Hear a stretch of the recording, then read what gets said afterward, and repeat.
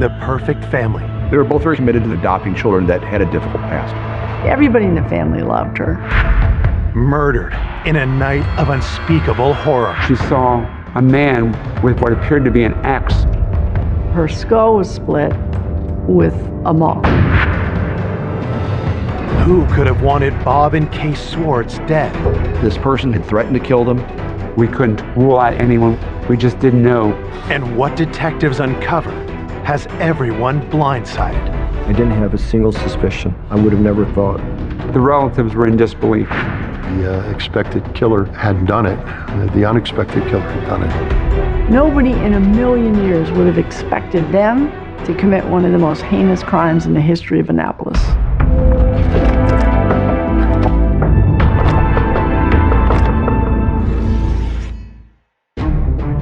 On a cold winter morning in 1984, Armando County Police. Police in Cape St. Clair, Maryland, receive an eerie call. Okay, what is the problem, sir? My parents are dead. You think your parents are dead? Yeah. First responders race to the scene and make a horrific discovery.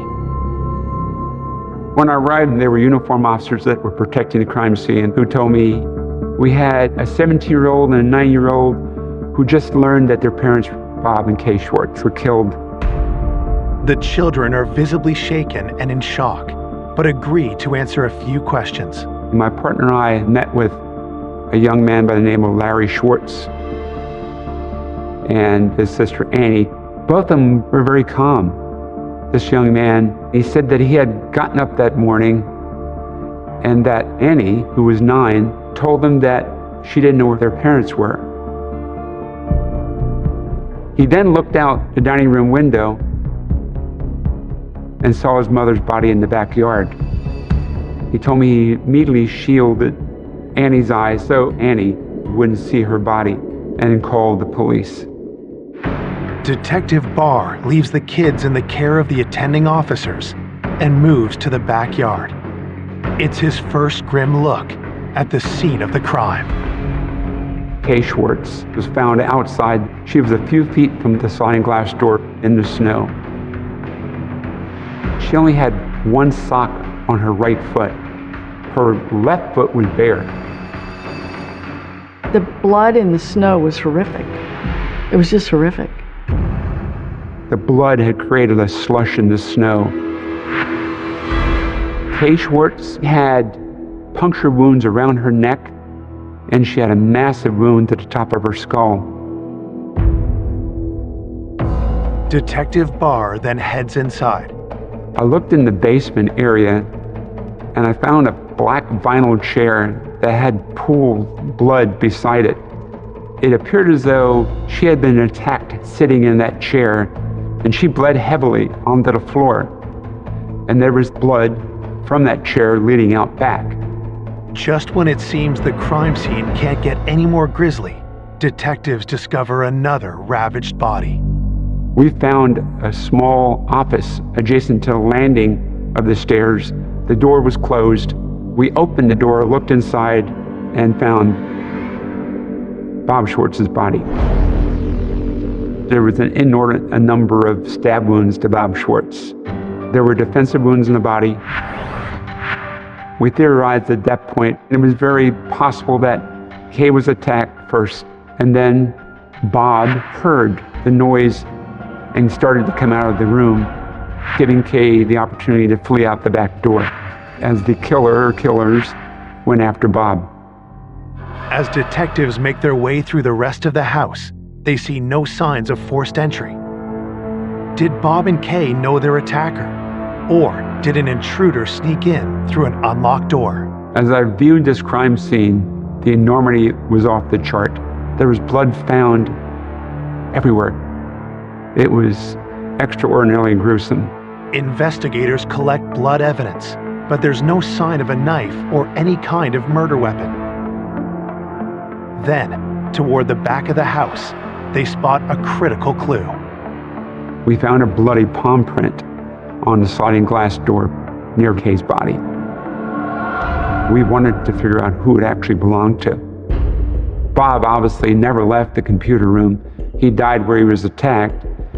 And Kay's body was outside, and neither one of her hands had blood on the palms. That palm print probably belonged to the killer. While concerned neighbors whisk Larry and Annie away, detectives get a chance to talk to some of Bob and Kay's grieving friends who have gathered at the house. When I found out that Bob and Kay had been murdered, I said, "What? You're numb. You don't know what happened." And I just couldn't believe that Bob and Kay were gone.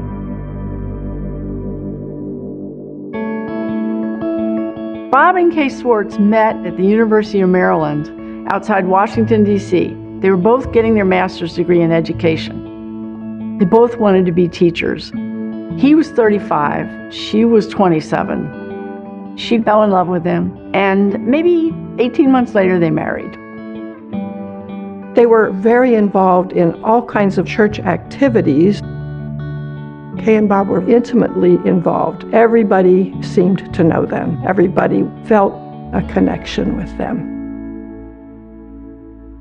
Bob was an engineer of sorts, worked at NASA Goddard down in Greenbelt, Maryland, in the space program on some level. Bob had to be a pretty clever man because he was involved in computers back in the dark ages, 1984. He was always very positive. He was funny, quick sense of humor. Kay was the fun-loving, carefree spirit, beloved by everyone who knew her. Always wanted to be a teacher, became a teacher. They wanted children, but Kay was unable to have children. Far from breaking their spirit, Bob and Kay's disappointment only seemed to strengthen their bond and gave them a loving sense of purpose. They decided they wanted to open their house and their hearts. In 1973, Bob and Kay embarked on their dream. That became part of their mission in life, in adopting children that had a difficult past, to provide some substance and some guidance. Larry Swartz was 6 years old when the Swartzes adopted him. 6 years later, they adopted a 4-year-old girl, Anne. Annie was born in Korea, did not speak much English when she first arrived. Annie and Larry were happy to be part of that family. Kay and Bob wanted to be the best parents ever to those children. Now, Larry and Annie were orphans again, and detectives need to find out who committed such a heinous crime and why. Police begin by talking to neighbors, hoping to find a witness who might lead them to the killer. We were alerted by a person approximately a block away on a parallel street that he had found what appeared to be a blood trail leading into the woods at the end of that street. And as we followed that trail, we found what appeared to be a barefoot footprint and a socked footprint. Were these Kay's footprints? If so, how did they end up in the woods when her body was found in the backyard? We also found a pair of footprints made by shoes. Footprints suggesting a chase through the neighborhood. The trail of footprints ran for quite a distance through the woods and the neighborhood. The footprints seemed to suggest that after stabbing Bob to death, the murderer went after Kay one last time. In my opinion, it appeared as though Kay Swartz was fleeing from her killer, and at some point, a person caught up with her and then walked her to the back of the home where she was killed. At the end of the trail, detectives make one more pivotal discovery. Searching through the woods, my sergeant found what appeared to be a murder weapon. It was a wood-splitting maul. There appeared to be blood on the maul, along with hair. But the handle appeared to have been wiped clean. There wasn't any blood on the handle at all. Detectives send the maul to the lab, but find no trace of a knife anywhere. It's a puzzling scene that offers them few clues. It was a very difficult crime scene to try to put together in your mind what may have happened or how did this occur. At this point, we only had 2 children, Larry and Annie, who could provide any information. When detectives circle back to them at the neighbor's house, they do their best to help. Annie related to us that she had awakened in the middle of the night to her father's screams of "Help me, help me." She continued to tell us that she went to investigate and she walked to the door that exited to the carport. At that point, she saw a man walking away with what appeared to be an axe over his shoulder. And she described the person as very tall, with curly hair, and asked, "Was that person as tall as me?" She said, "No, he was taller." Detectives speak to Larry next, but suddenly the 17-year-old seems nervous. Does he know something about the man Annie saw in the yard? When we pressed Larry, he said that Michael was 6'4". Detectives stop cold. Who is Michael? And very quickly I established that Michael Schwartz was a brother of Larry. As it turned out, Bob and Kay Schwartz had adopted 3 children. Michael, who was also 17, no longer lived with them, but it wasn't clear why. So at that point, we were very, very eager to talk to Michael. Coming up, investigators uncover bad blood and dark secrets. They send him to a state mental hospital. Detectives uncover startling clues. Nobody expected anything like this to happen. It became almost unbelievable. Was there more than one person with a score to settle? This person said, I could stick a knife in his back. We didn't know what we were dealing with.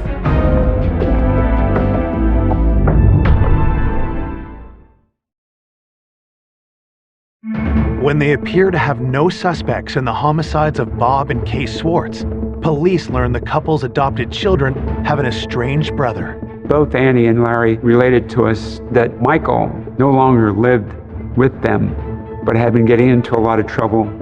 Detectives are anxious to know more. Could Michael have possibly wanted to harm Bob and Kay?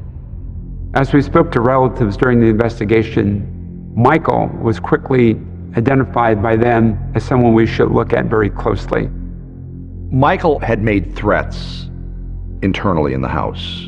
Detectives interview the Schwartz's friends and family to get more insight into Michael's history.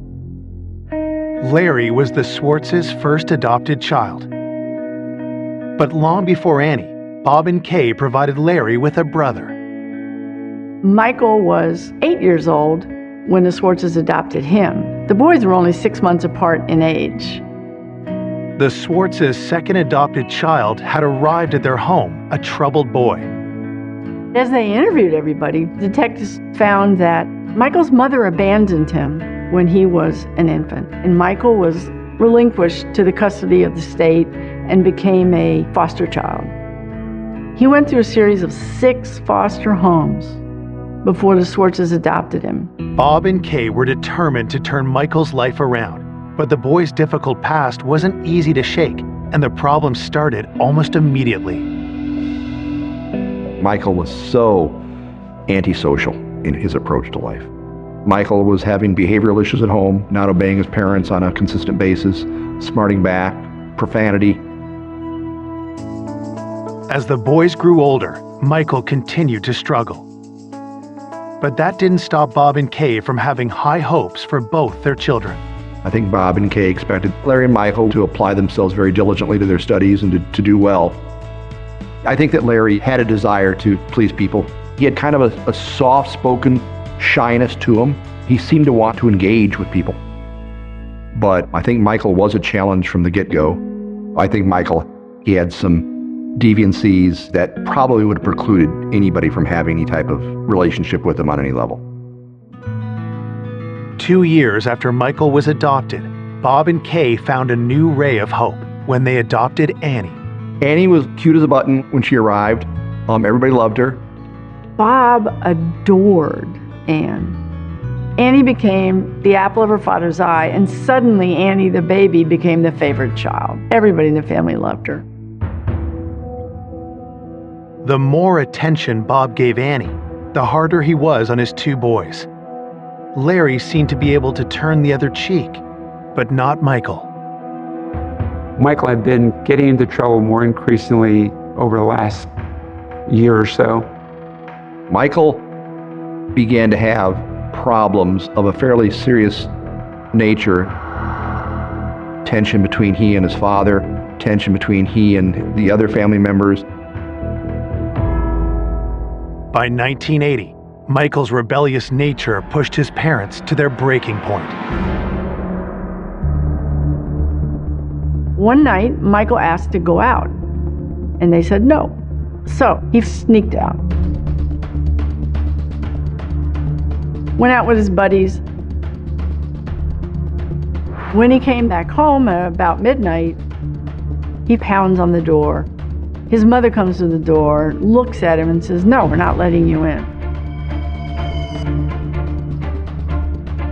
He goes over to a neighbor's house, spends the night, goes to school the next day on his own. And while he's there, his parents had called. Social services said, "We can't handle him anymore." After 5 years of struggling with Michael, Bob and Kay were so concerned about his volatile behavior that they asked the state to place him with another family. He never lived at home again. It was just a very difficult situation. Bob and Kay loved him, but they felt there was nothing they could do for him. While Bob and Kay tried to stay focused on Larry and Annie, Michael's state of mind seemed to deteriorate. Michael had been in a reform school and he got in a fight and got in some trouble, so they sent him to a state mental hospital for evaluation. And that was just a few weeks before the murders. He was staying at this facility. The Crownsville State Hospital Center was terrifying, faceless, institutional, decrepit buildings, straight out of a Stephen King nightmare. Had Bob and Kay's rejection led Michael Swartz to commit a cold-blooded murder? Detective Barr and his partner decide to make the short drive to Crownsville and ask Michael for themselves. He was interrogated by these talented homicide detectives. Michael's denying. Michael's words say one thing, but to the detectives, his appearance tells a different story. They did notice it. Michael had very noticeable marks on his long neck, and he clearly had an injury of some kind there. But he said they were hickeys. Detectives keep pushing, but Michael is adamant that he was at the hospital on the night of the murders, and the hospital records back up his claims. We learned from the staff that their logs indicated that Michael had been there all evening. He has what appears to be an ironclad alibi. I mean, he is in a locked ward in a state mental hospital. The police weren't so sure. A lot of people weren't so sure. It was very lax at this Crownsville State facility. It's not a prison. It's just a hospital. Detectives aren't completely convinced of Michael's alibi, but they don't have enough to arrest him either. And soon after that interview, Michael Swartz lawyers up. Of course, I finally got to him. I did what all defense lawyers do, which is to say, don't say a word to anybody about anything. He was never interrogated again. Michael won't talk, and the lab has found no useful prints on the handle of the splitting maul. But detectives know one key piece of evidence from the crime scene that could tell them everything they need to know. During the investigation, there was a bloody palm print recovered from the sliding glass door. We had examined both victims. Neither one had blood on the palms. If detectives can prove Michael Swartz left that print, they'll have their murderer. But that's easier said than done. This evidence was difficult to analyze. We were very limited in 1984 with what we could do. This would involve the evidence being sent to the FBI laboratory in Washington.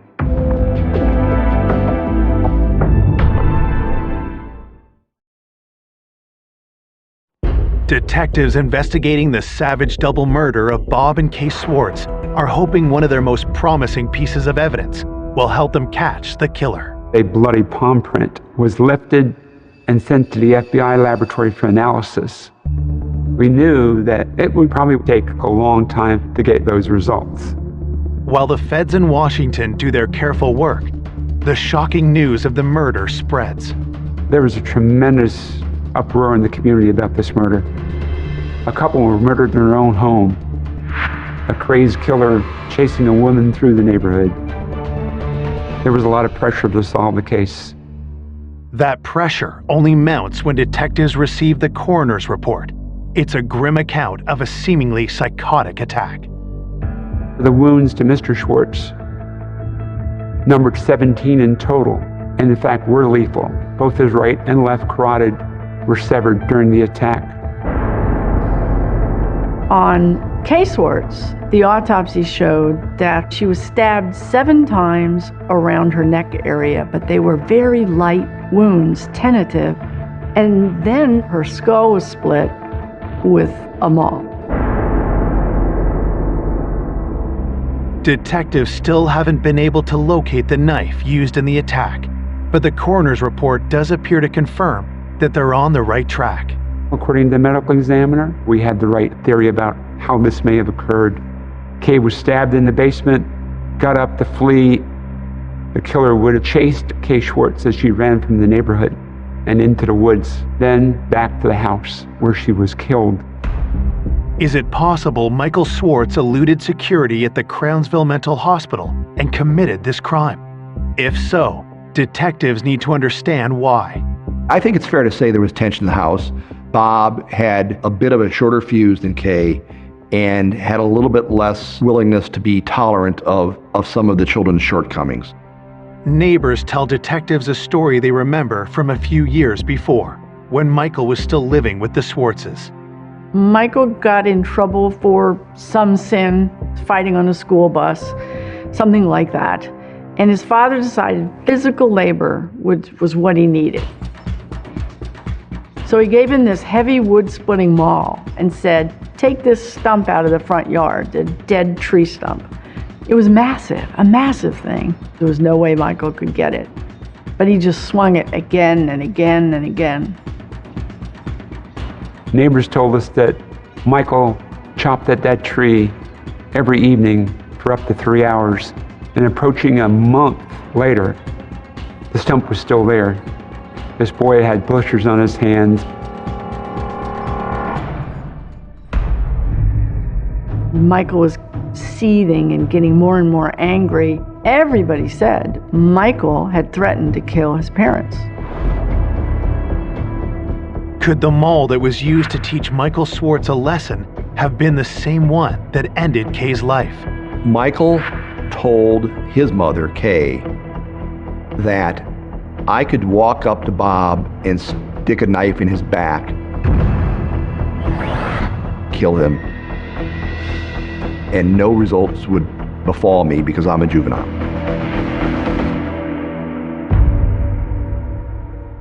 The logical assumption on all of our parts was Michael had made good on his threat.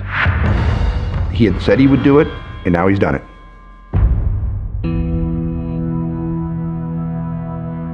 "4 days after they were found brutally murdered, Bob and Kay are laid to rest. The funeral, I had replays of having moments with them. I always admired them. Like, why would somebody kill them?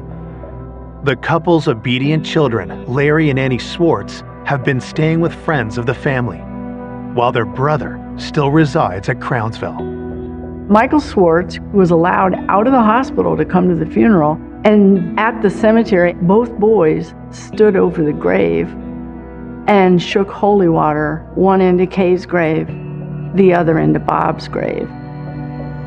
Off to one side, the 2 detectives on the case stood in their suits with their sunglasses in the cemetery.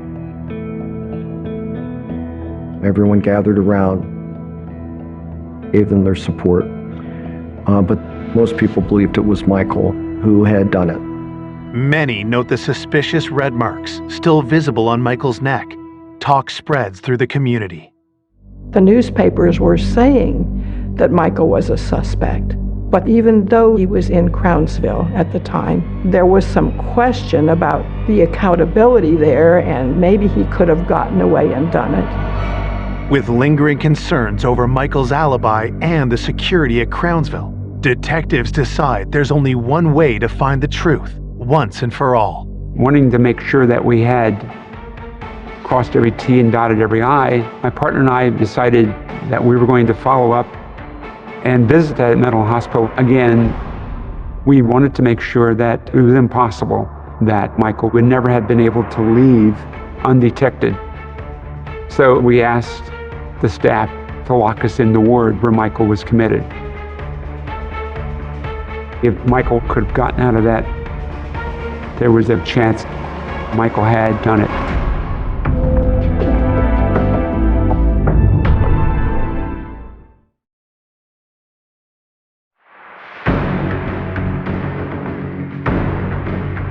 Detectives are about to put Michael Schwartz's alibi to the test by locking themselves in the room where he stayed at the Crownsville Mental Hospital. If he had killed his parents, Michael would have had to leave undetected, return, and get back in without someone discovering that. And we went through every door and every window, and there was no possible way we could have gotten out of that without help. So it was very convincing to us that Michael was not at the scene of the murder. Michael's been eliminated as a suspect. It's good news for Michael, but a setback for detectives.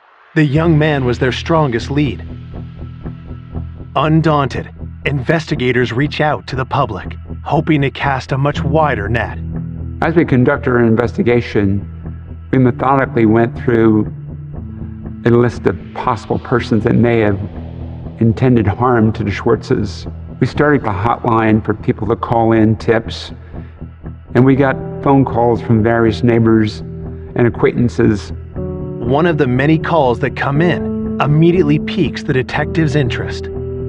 Persons we interviewed told us that Bob steadfastly picketed an abortion clinic in Annapolis for 4 years, never missed a Saturday. And he would approach women entering the abortion clinic and attempt to change their mind about what they were going to do. He would intensely try to dissuade women from coming into the clinic. He would get up in their faces. Detectives confirm that a few of those women filed police reports against Bob, so they begin interviewing every complainant and witness connected with those reports. The police were called on several occasions by the clinic. Bob was never arrested, but he caused the abortion clinic a lot of grief. Could the killer be someone Bob confronted, or someone with a grudge against Kay? Kay was a school teacher at Broad Neck High School. In her classroom, she was known for laissez-faire, not a strict disciplinarian. According to witnesses, Kay was well liked in school.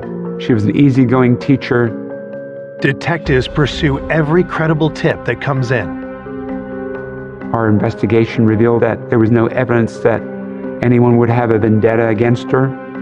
In fact, there was no motive that we could establish where anyone would have been that angry or vengeful to want to kill either of them.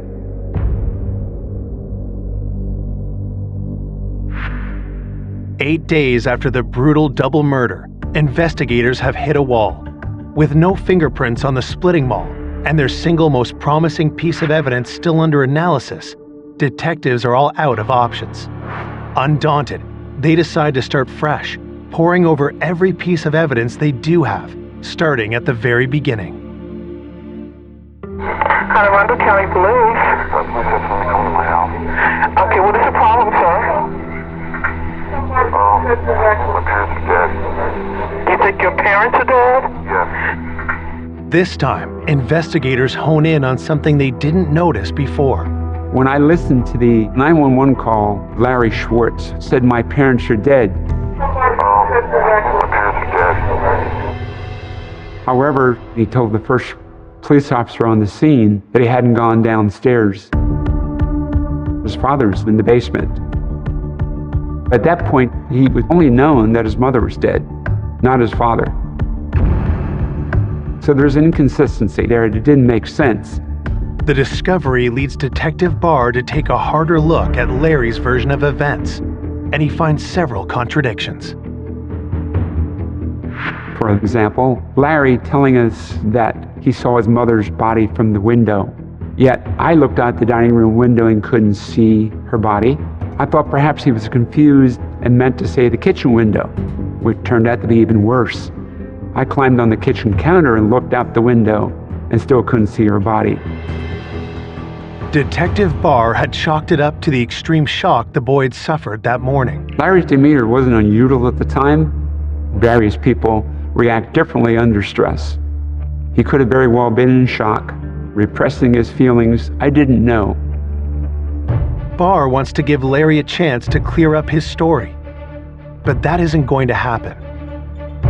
Larry had gotten an attorney. The attorney had advised him not to talk to us. At last, word comes in from the FBI. Test results on their key piece of evidence from the crime scene. The bloody palm print on the sliding glass door. The one detectives believe was made by the killer. It came back. Finally, we could find out who it could possibly belong to, what we were dealing with.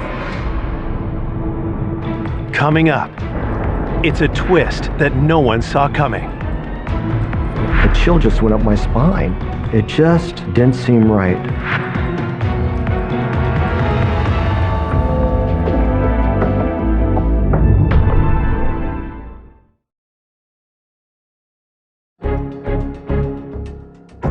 Detectives working to catch Bob and Kay Schwartz's killer finally had the results of their key piece of crime scene evidence from the FBI's forensic lab in Washington, D.C. I was notified by the FBI laboratory that they had positively identified the bloody palm print recovered from the sliding glass door. The results confirm what detectives believed months earlier. The palm print belongs to one of Bob and Kay's own children, but not the child they suspected. It came back belonging to Larry Schwartz.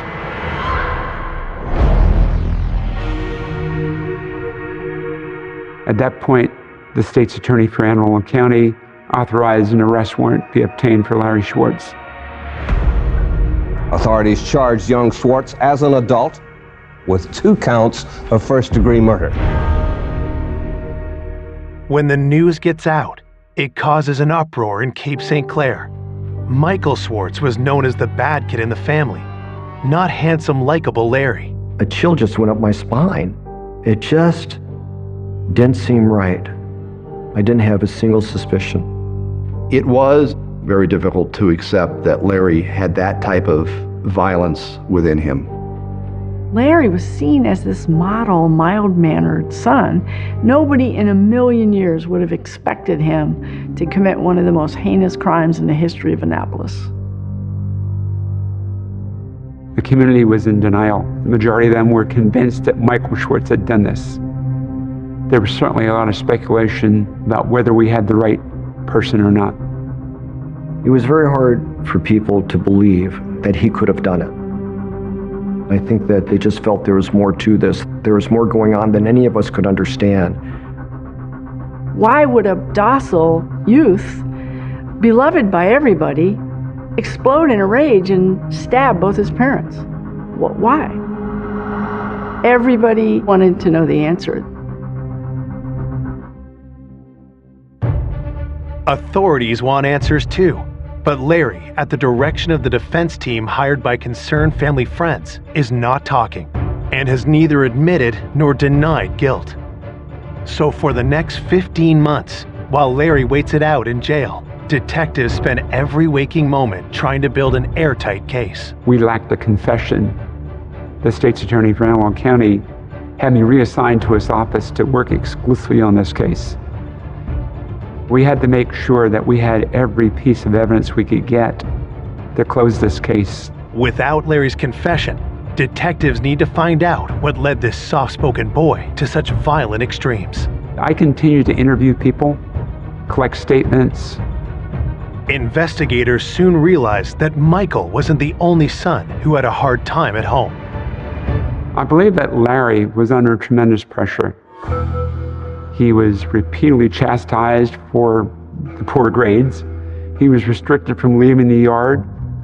I think it was more of a protection thing. You're trying to keep him away from the wrong crowd, and I think Larry could have been pulled in many ways. I think they were afraid of that. I believe personally that he was angry. He was frustrated. It was cumulative, that he was holding rage inside him, and whatever may have happened that night set him off. But some speculated that there was another reason why Larry turned on his parents. Michael kept contact with Larry. He changed Larry's view of the family, and in a negative way. He was telling him that they just got rid of me, they want nothing to do with me, you know. Larry, he didn't want to be left like that. He didn't want to go into foster home again. Larry was extremely worried that what happened to Michael would happen to him. Then it changed, where he was afraid he was going to be put out. Despite what may have led to this violent act, 17-year-old Larry Swartz is about to be tried for first-degree murder.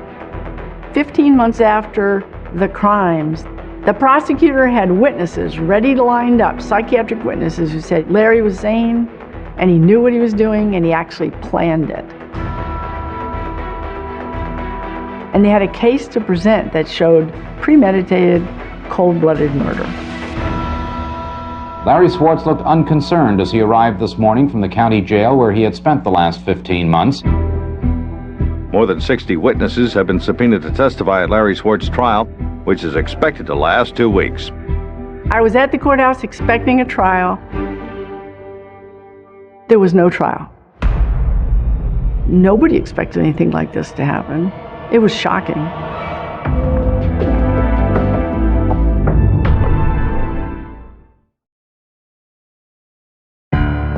After detectives and prosecutors have labored more than a year preparing their case against Larry Swartz for the murder of his parents, a last-minute maneuver by Swartz's legal team has brought everything to an unexpected, screeching halt.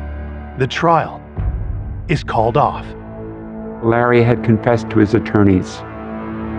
He broke down. He broke down sobbing and heaving, and he said he did it, he was guilty, and he just killed them.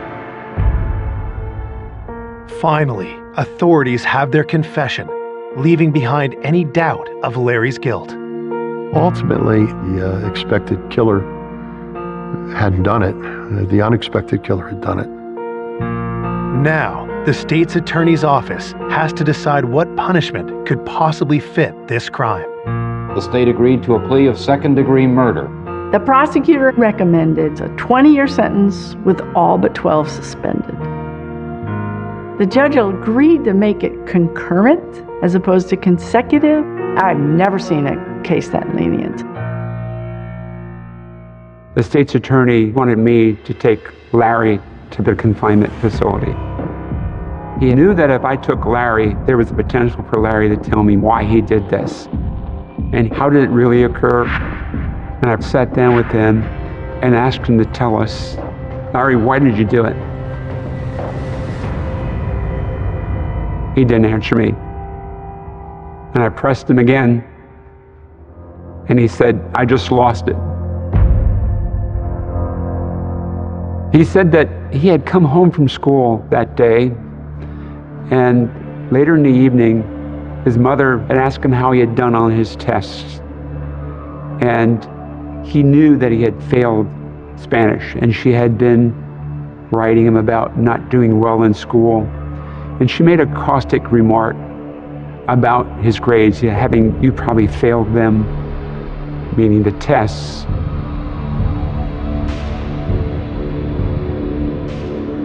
So he took a knife and he stabbed her repeatedly about the neck.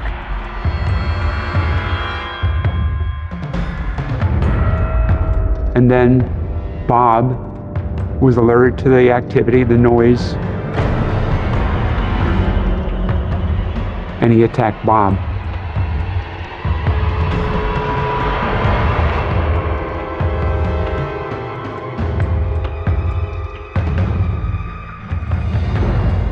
Larry never did explain or admit to chasing Kay through the neighborhood.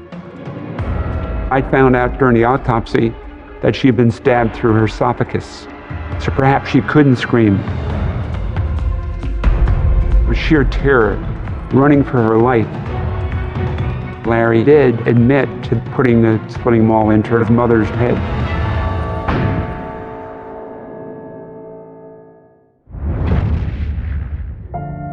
After committing such a violent act, Larry knew there was only one way to cast off suspicion. Anne Arundel County Police. We came to the realization that throughout the interview with Larry, he was trying to steer our investigation. He force-fed us information about Michael. The whole time that his brother Michael was a suspect in the killings, Larry played the victim card. When we were here for the funeral, Larry wanted to hang out with us, essentially, which we were perfectly prepared to do, not believing for a minute that he was involved. We viewed him as a victim, a kid who didn't have any parents at this point in time. It's, to this day, hard to fathom. Though Larry's adoptive brother Michael had been exonerated, he nonetheless met with a tragic end. When it turned out that he didn't commit the murders, he had nowhere to go. His parents are dead. His brother's in prison.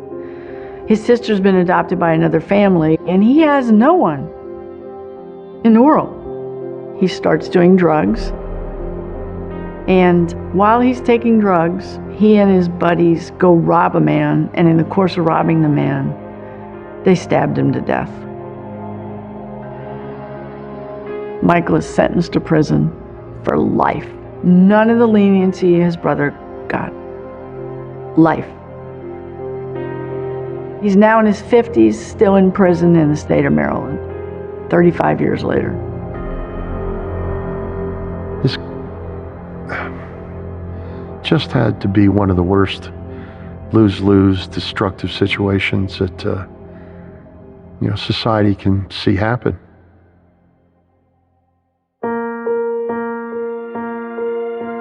Looking back over this case, I have empathy for both Michael and Larry.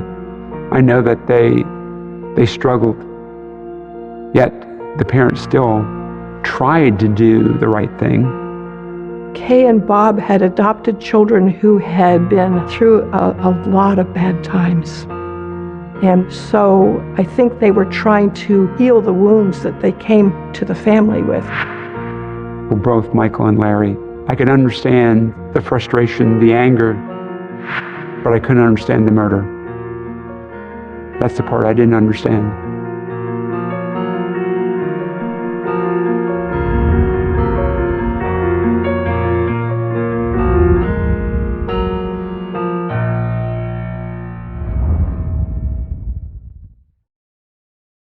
For more information on an unexpected killer, go to Oxygen.com.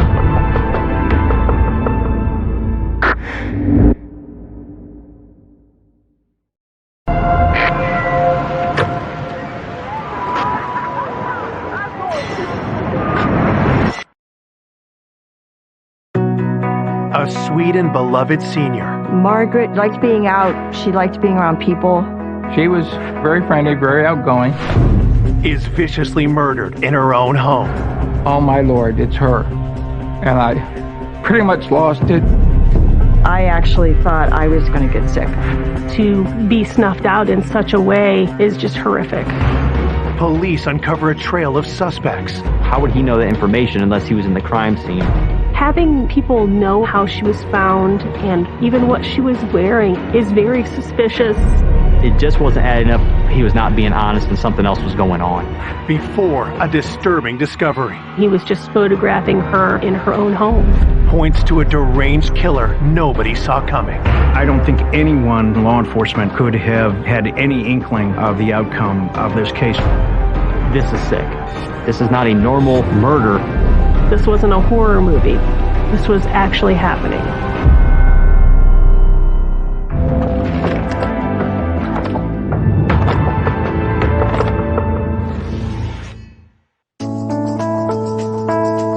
Wadsworth, Ohio, a haven for families just outside Akron. Wadsworth, a very quiet town. It's very community-oriented. It's a great family community. It's very common for people not even to lock their doors because there's never a lot of crime that occurs right around in there. On a Monday morning, April 9th, 2018, the peace is interrupted when police receive a call from a worried citizen. Water Police. Yes, this is Howard Leisure. My aunt lives on Portage Street. A friend of ours stopped over there yesterday to check on her, and she was nowhere to be found. Okay. He says papers were on the porch for the last 3 days. What's her name? Margaret Douglas. Initially, the police department was contacted about Margaret being missing from her home. We don't know where she's at. She's 98 years old. Does she live there by herself? She lives there by herself, yeah. And she never locks her house. So our initial response was to look for Margaret to see if she had fallen inside her home and needed help. Patrol officers walked through it, yelling for her to see if she would answer. We continued to canvass the neighborhood, and we did not locate her. If her close friends, she's not with them, something's wrong. We contacted area hospitals and looked in any possible place that she could be. Margaret was just basically missing.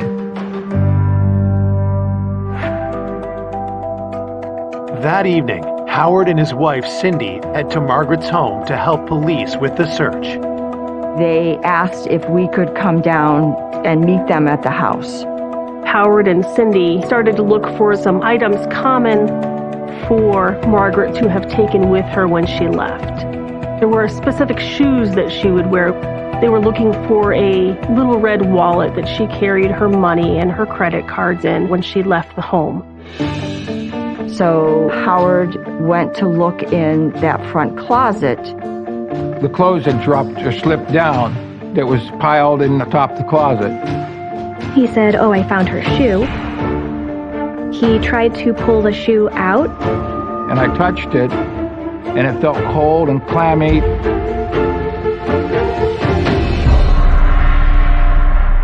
The shoe was still attached to Margaret, who was in the closet.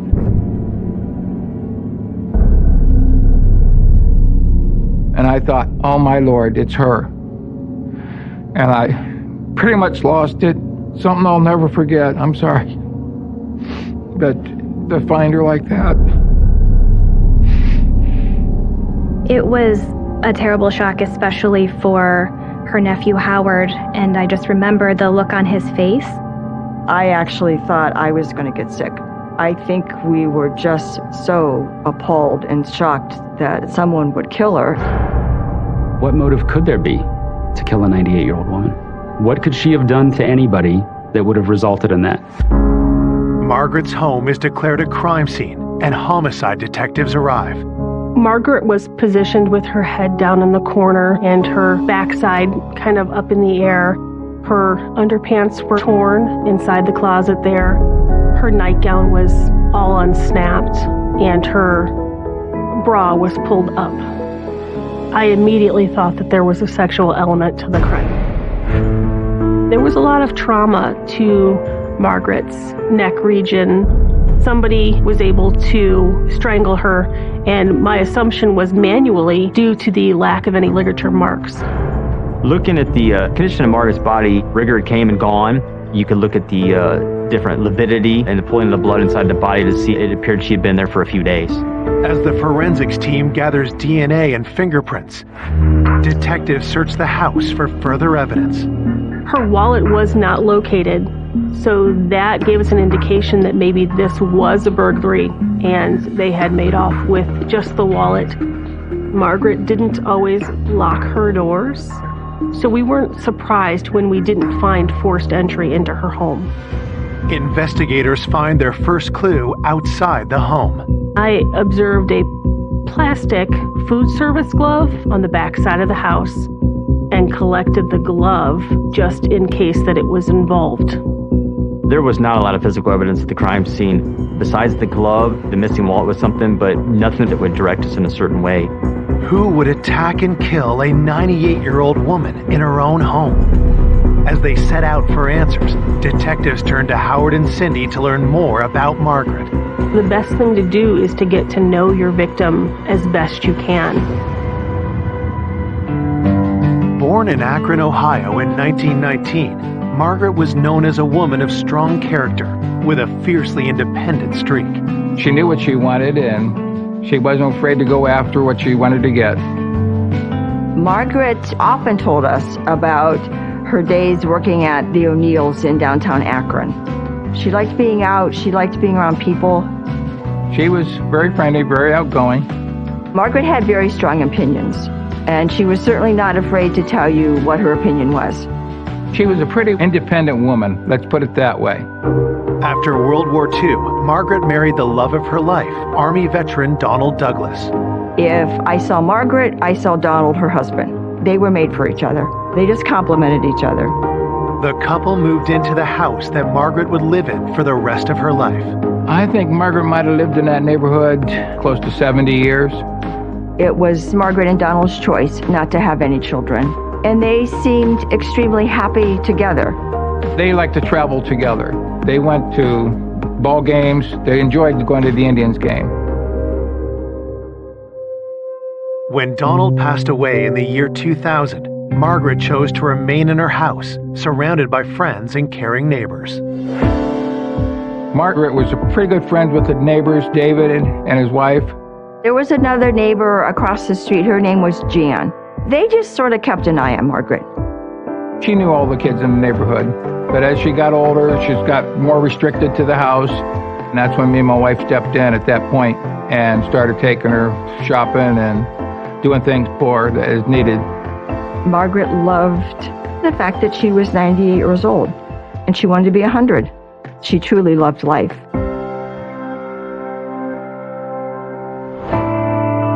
For someone to have lived such a wonderful, vibrant life, only to be snuffed out in such a way is just horrific.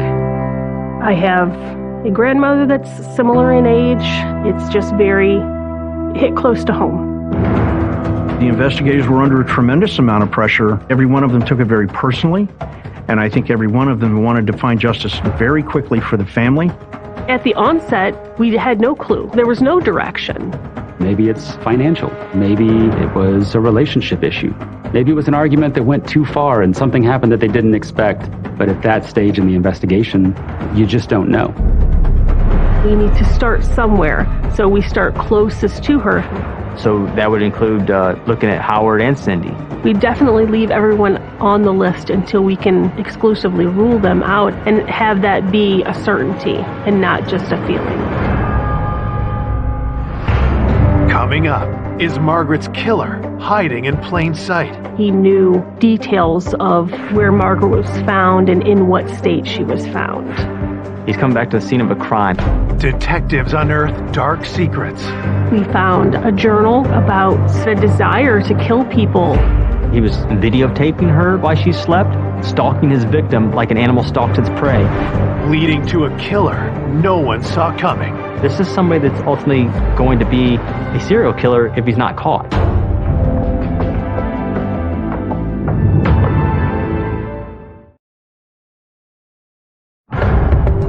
Police are investigating the murder of 98-year-old Margaret Douglas, whose body was discovered stuffed in a closet in her own home. I just can't imagine a 98-year-old woman being that terrified and not knowing what to do. It's definitely one of the most traumatic things I've ever had to experience in my years with the Wadsworth Police Department.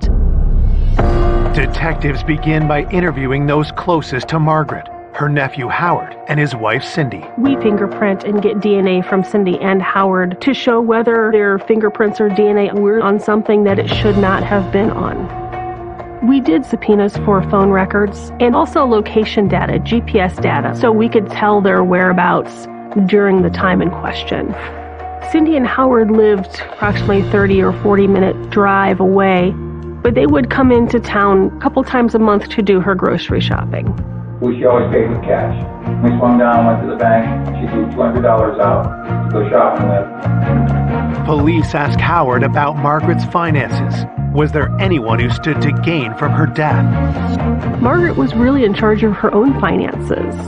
We did look into those accounts and check for activity. We were never able to locate any activity that was out of the normal. Does she have a power of attorney or a will or anything like that? No. We've been telling her she needs a will, she needs this, and she would never take the time to do it. There was nobody that we could find that would have any financial gain from her death. Could Howard or Cindy think of anyone who might wish to harm Margaret? Any problems with her? Did she want to argue with people or anything like that? Nothing? No, sweet old lady. And nobody else, she didn't, have any problems with anybody that... Not that I know of. She was...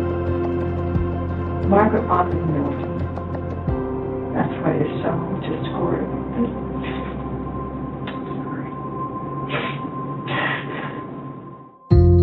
Detectives ask about others in close contact with Margaret.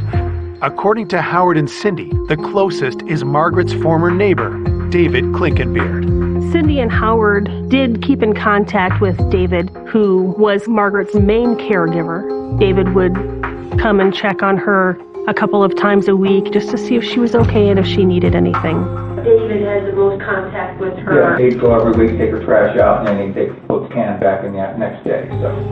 After interviewing Howard and Cindy, detectives try to contact David, but he's not answering their calls. There was some concern not being able to reach David, and that was troubling. We didn't have any other suspects. It made us wonder what was going on. As detectives try to track David down, patrol officers continue to canvass Margaret's neighbors for information. During the canvass, we did learn that there had been some vehicles in the neighborhood that had been rifled through, and small items were taken out, like change and things like that. Is this somebody that was up by Margaret's house and found a crime of opportunity because it's somebody that they can maybe figure out lives alone? As the canvass continues, officers notice someone watching the activity around Margaret's house. I noticed a man outside smoking a cigarette, so I went out to make contact with him. This person ended up being David Klinkenbeard. He said that he used to live next door to Margaret. He kind of wanted to know what was going on. He said he was essentially canvassing the neighborhood looking for anything that was suspicious. David did strike me as odd at first. It was concerning to me that he was standing out there trying to determine what exactly we had found. As David continues to talk, police grow increasingly suspicious. He was kind of making comments about information that seemed strange that he would know about. He knew details of where Margaret was found and in what state she was found. Having people know how she was found and even what she was wearing is very suspicious. You don't know where someone has gotten their information. Were they there? Were they involved in the murder? With a growing list of questions about David, officers approach Margaret's neighbors for answers. One of the neighbors had mentioned how they had seen David driving through the neighborhood, but didn't stop, just kind of drove through. So they thought that was kind of strange. Maybe he's come back to the scene of a crime, whether he's driving back by because he knows what he did and he's having remorse, or maybe trying to get back inside there to get her body out of there and get rid of it, or to look to see if he left anything behind. David told some of the neighbors that his fingerprints would be all over the house and he would have to get his fingerprints taken, which is not something that people usually say or think. The next day, David's appearance in local news coverage of the murder raises further alarm bells. I turned on the news and there he is on TV, talking to the reporters, putting himself out there. Was this a guilty man's ploy to hide in plain sight? That seemed out of sorts to us. Generally, when people are grieving a loss, their instinct is not to cooperate with the media, but David seemed very willing to speak with them. All of these things added together are possible indicators of someone who is purposely trying to insert themselves in the investigation because they're involved in this investigation. Could David have possibly been involved in Margaret's murder? At that point, we had some questions about his actions and his knowledge of how Margaret was found. He definitely became a main point of interest.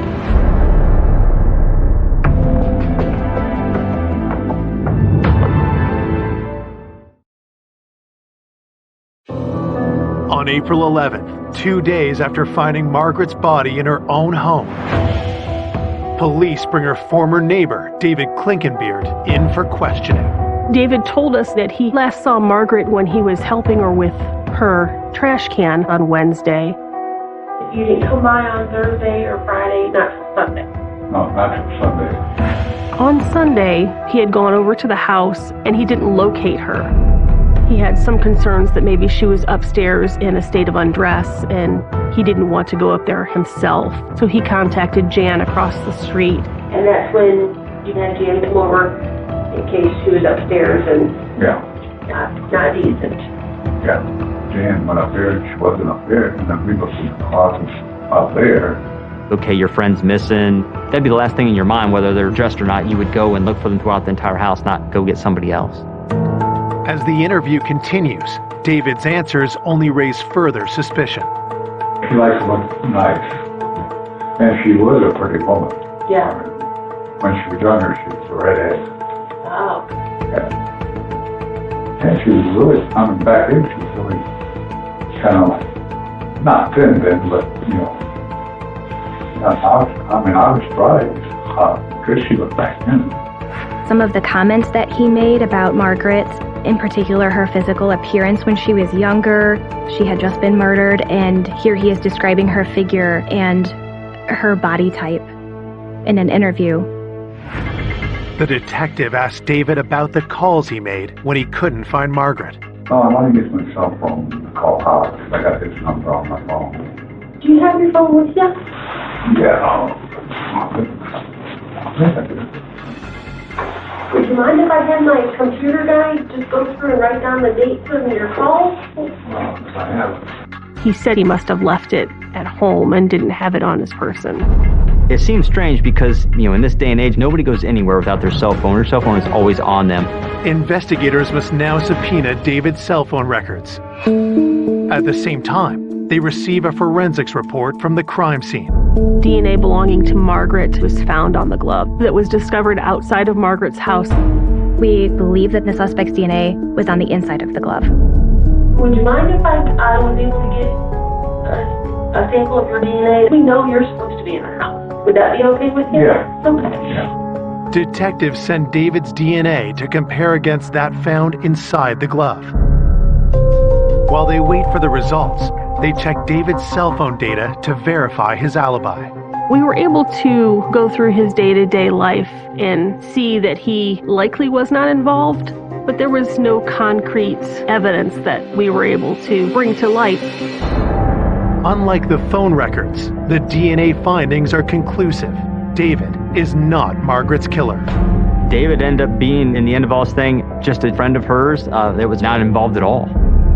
Sometimes he would say things that didn't really have an explanation. It just took the time and the effort to understand his involvement, and there was reasonable explanation for all of the things that we had concerns about. He just really cared about Margaret and really had concern that he would have an answer as to what happened. We had to look at David as probably our number one interest because obviously his strange comments in the beginning about his DNA and fingerprints, plus he's the one that saw her on a regular basis. Up until that point where you reach a crossroads, you really do have to look at every tiny detail, every possibility. Detectives turn their attention to the autopsy report, which paints a terrifying picture of Margaret's last moments. The medical examiner's report on Margaret showed what kind of force was used to kill her in the end. She had contusions to her head, to her face. She had a fracture to her orbital socket. She had a fracture to her C7 vertebrae in her neck. It showed there was a compression there, which broke her neck. Margaret was not a frail woman. Not just anyone would be able to manually strangle her. While the autopsy finds no direct evidence of sexual assault, officers continue to suspect otherwise. Why would her underwear be ripped off of her? They weren't like pulled off, they were torn. There were other bodily fluids that were mixed in with the swabs from Margaret's body. The fact that someone took Margaret in such a horrific manner was a very difficult thing to handle.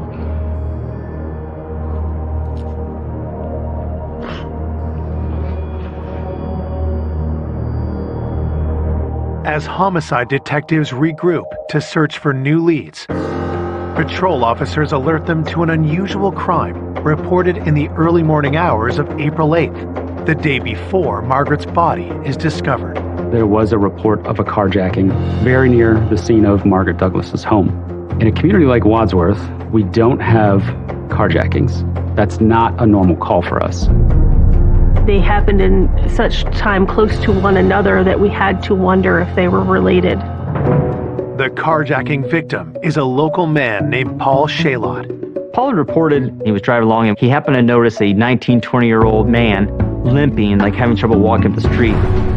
Paul had reported to us that he was just being a good Samaritan and picking somebody up that he thought to be injured.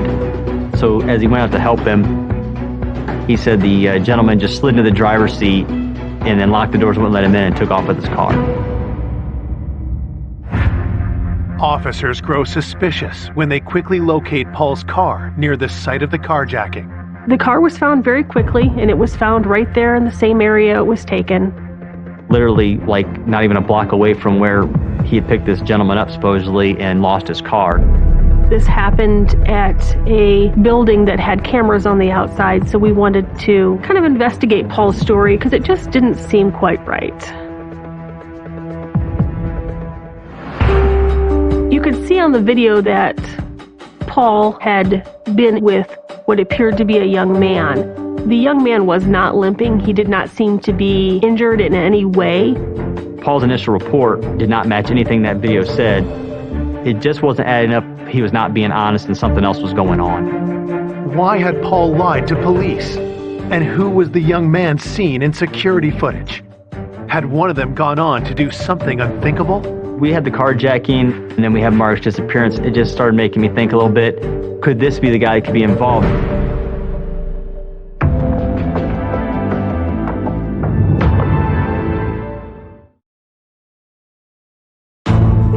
Police investigating the murder of 98-year-old Margaret Douglas have a potential new lead after learning of an alleged carjacking in her quiet neighborhood. Somebody that's willing to perpetrate a crime such as a carjacking makes you really wonder, is this related to a murder that's just happened a couple blocks away?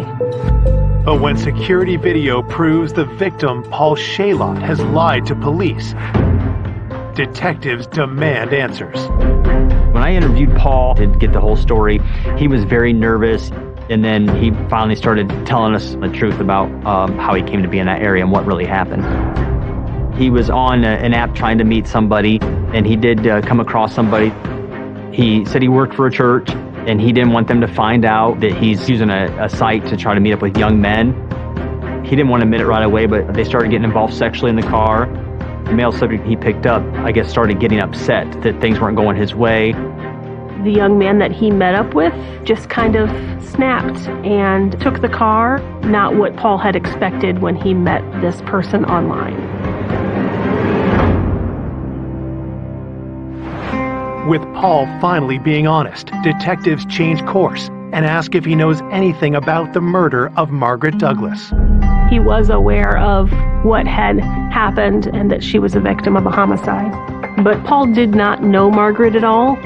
He had no ties to her, and real no ties even in that neighborhood. He was just there basically to meet up with somebody that night. Then I started thinking, well, now we need to know who was driving that car, who carjacked him. Paul was asked for the account information for the app that he used to meet this person on. He said he couldn't remember the email he used or the password he used to get in there.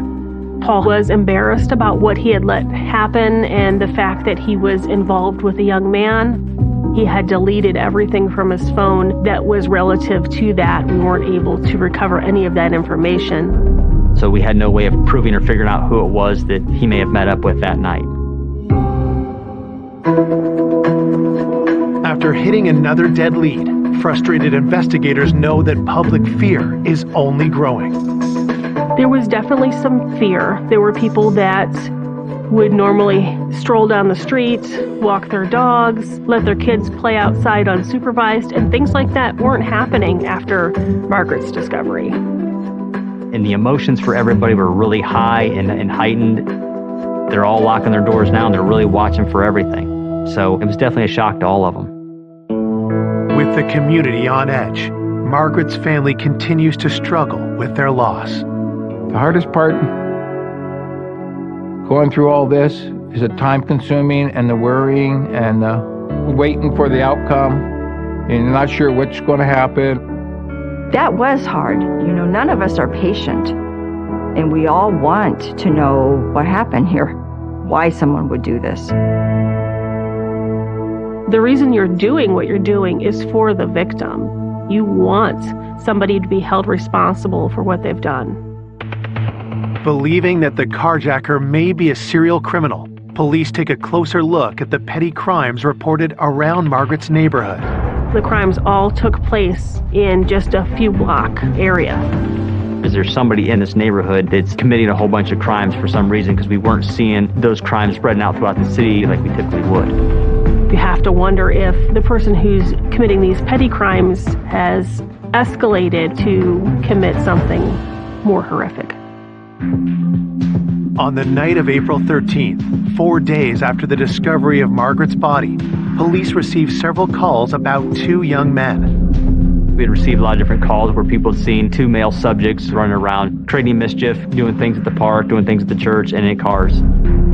A couple of young males were taking some type of device that had wheels on the bottom and hanging out in one of the parking lots.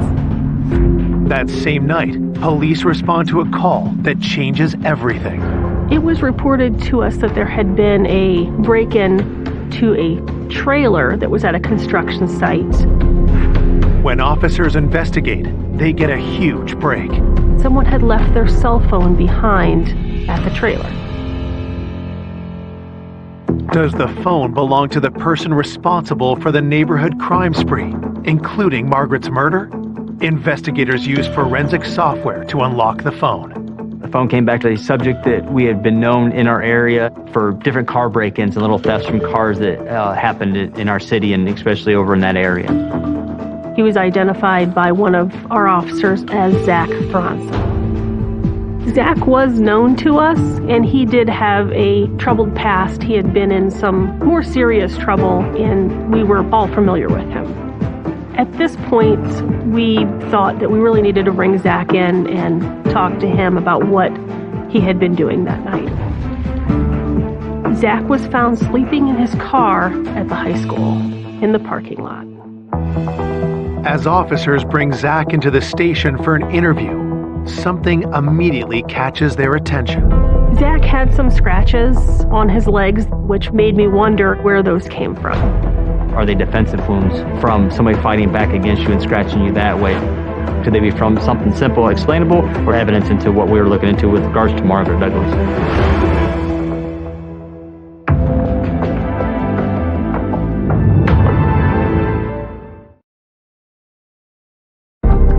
Police investigating the murder of Margaret Douglas have connected local teen Zach Thronson to a spate of crimes near her home. With the carjacking, we know there was supposed to be a young male.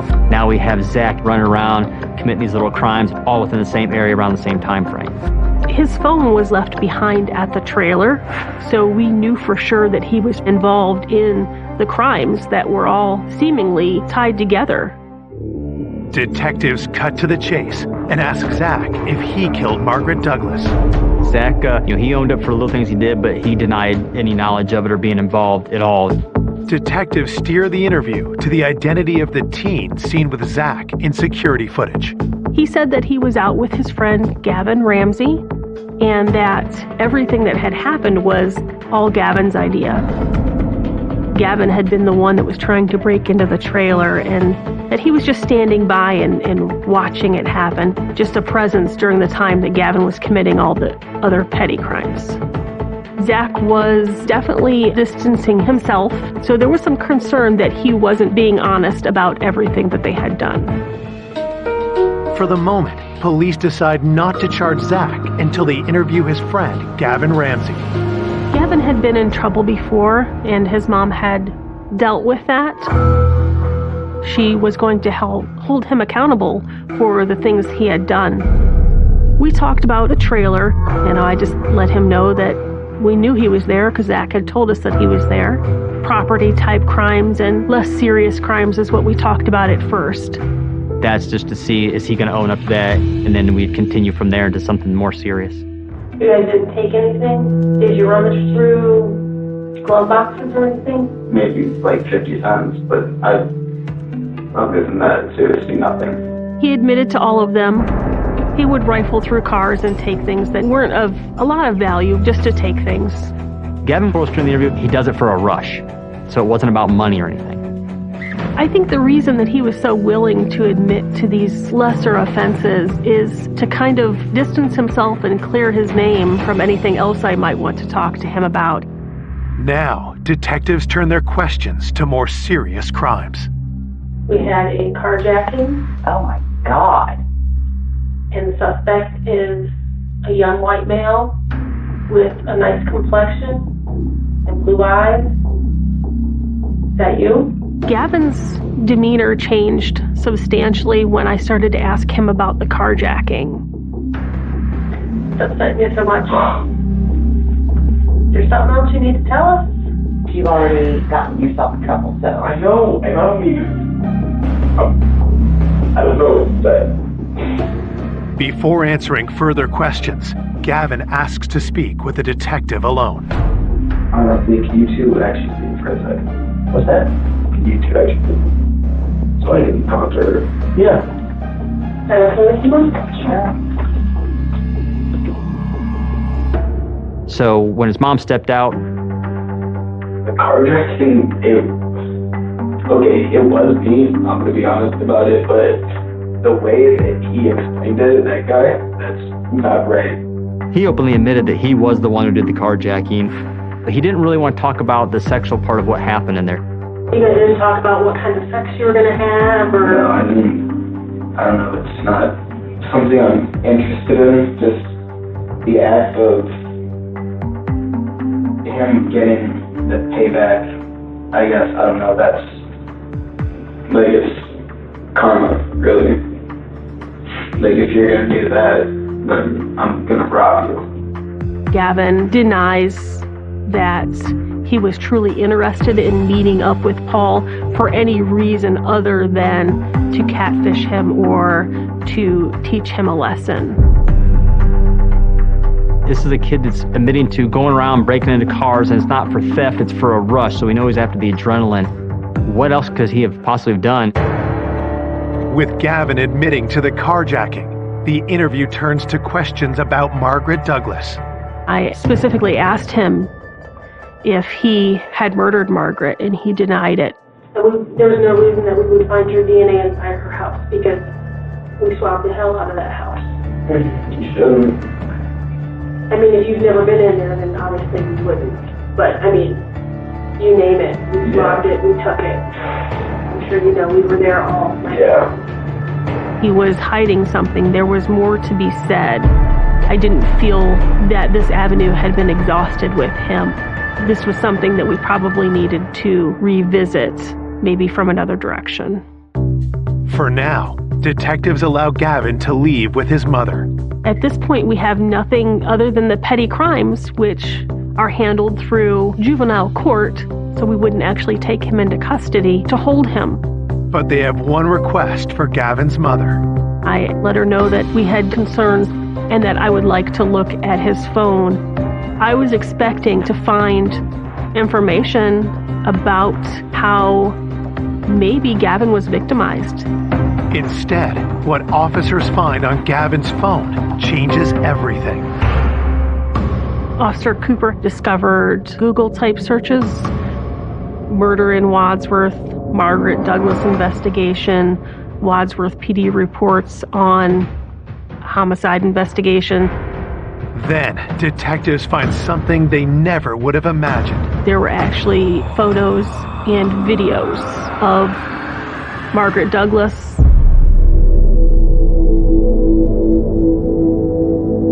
Timestamps show that the images were recorded in the early morning hours of Friday, April 6th. She obviously didn't know he was there, and he was just photographing her from a vantage point in her own home. There was clearly a point in time where she realized that someone was in her home and was startled. Nothing can prepare investigators for what they see next. I was absolutely shocked that a child could imagine doing this to another human being.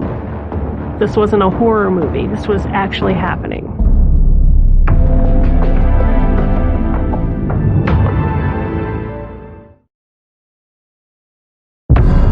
Detectives investigating the murder of 98-year-old Margaret Douglas have found disturbing evidence on a phone belonging to 17-year-old Gavin Ramsey. The first thought in my mind was, he knows we're going to discover this. And I could just imagine him fleeing. Police moved quickly to take Gavin into custody. Once we picked him up, I briefly told his mom that we had discovered evidence on his phone and that we were going to take him back to the police department.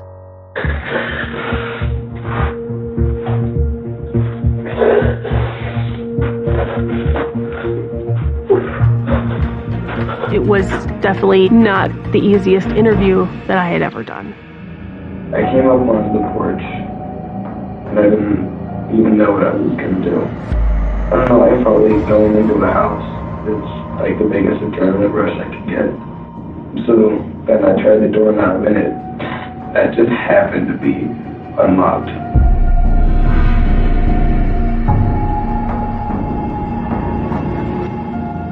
He was videotaping her while she slept, stalking his victim like an animal stalks its prey. So how long do you think you were in the house before you woke her up?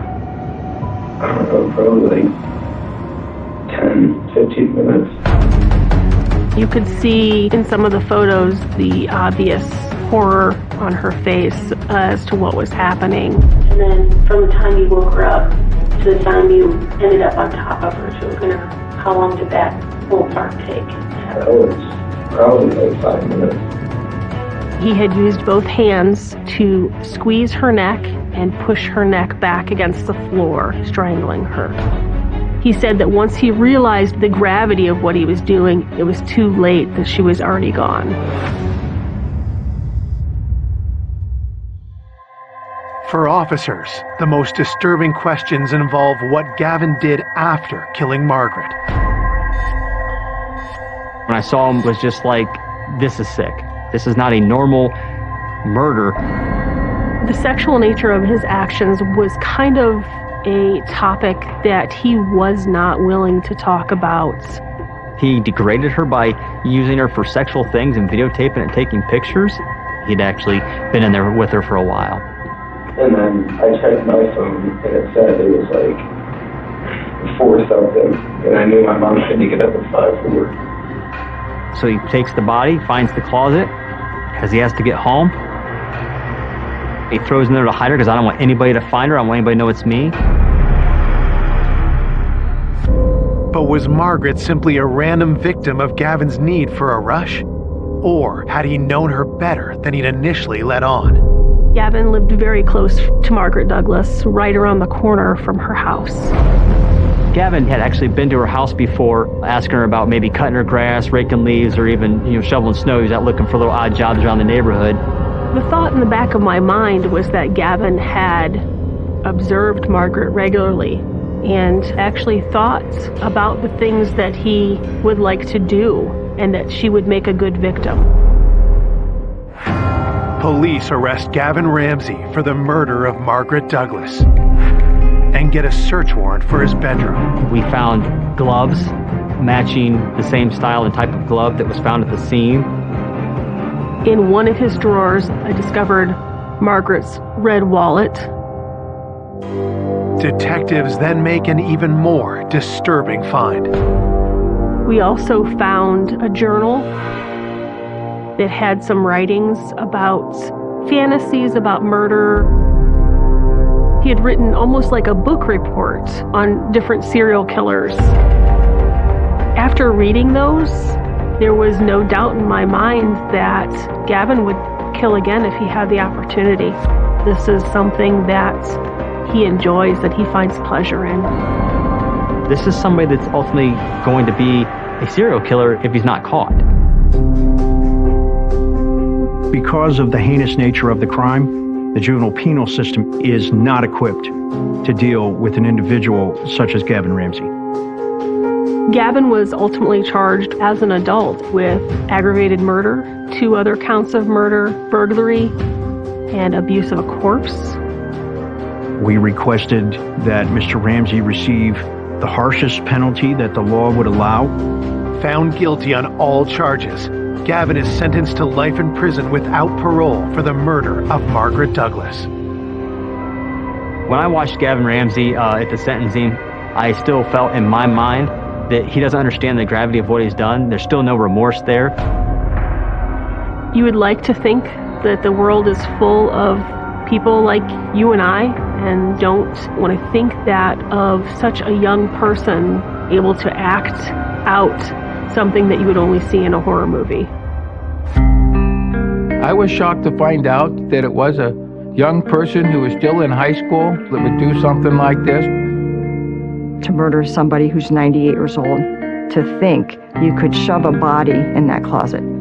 I just can't even.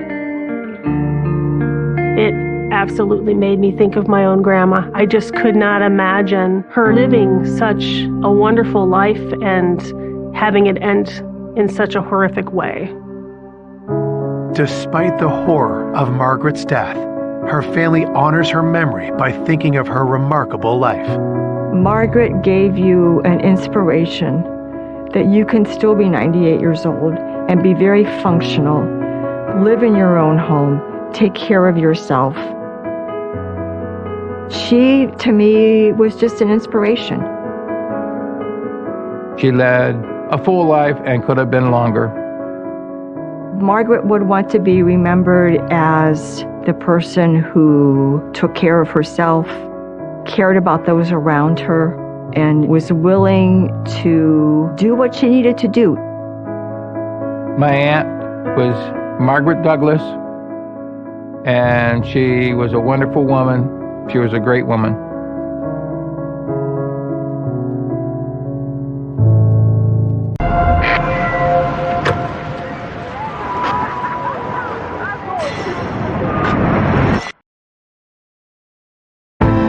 A vibrant, outgoing woman starting the next chapter in her life. She's just retired, and she was very much focused on the future. Diane was a person that everyone should meet in life. Positive, happy.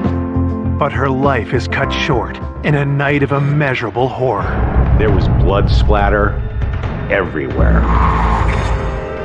I never saw so much trauma to one person's body. It chills me to the bone. Police have a complex scene and a long list of suspects. There was over 100 male contacts in Diane's phone. There was always drama with boyfriends. He refused to give DNA. There was something out there that he was hiding.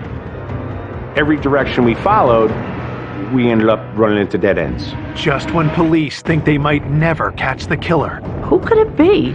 Why is this so complicated? The case takes a mind-blowing turn. And I was like, what? Oh my God. No one expected this case to break on something like this.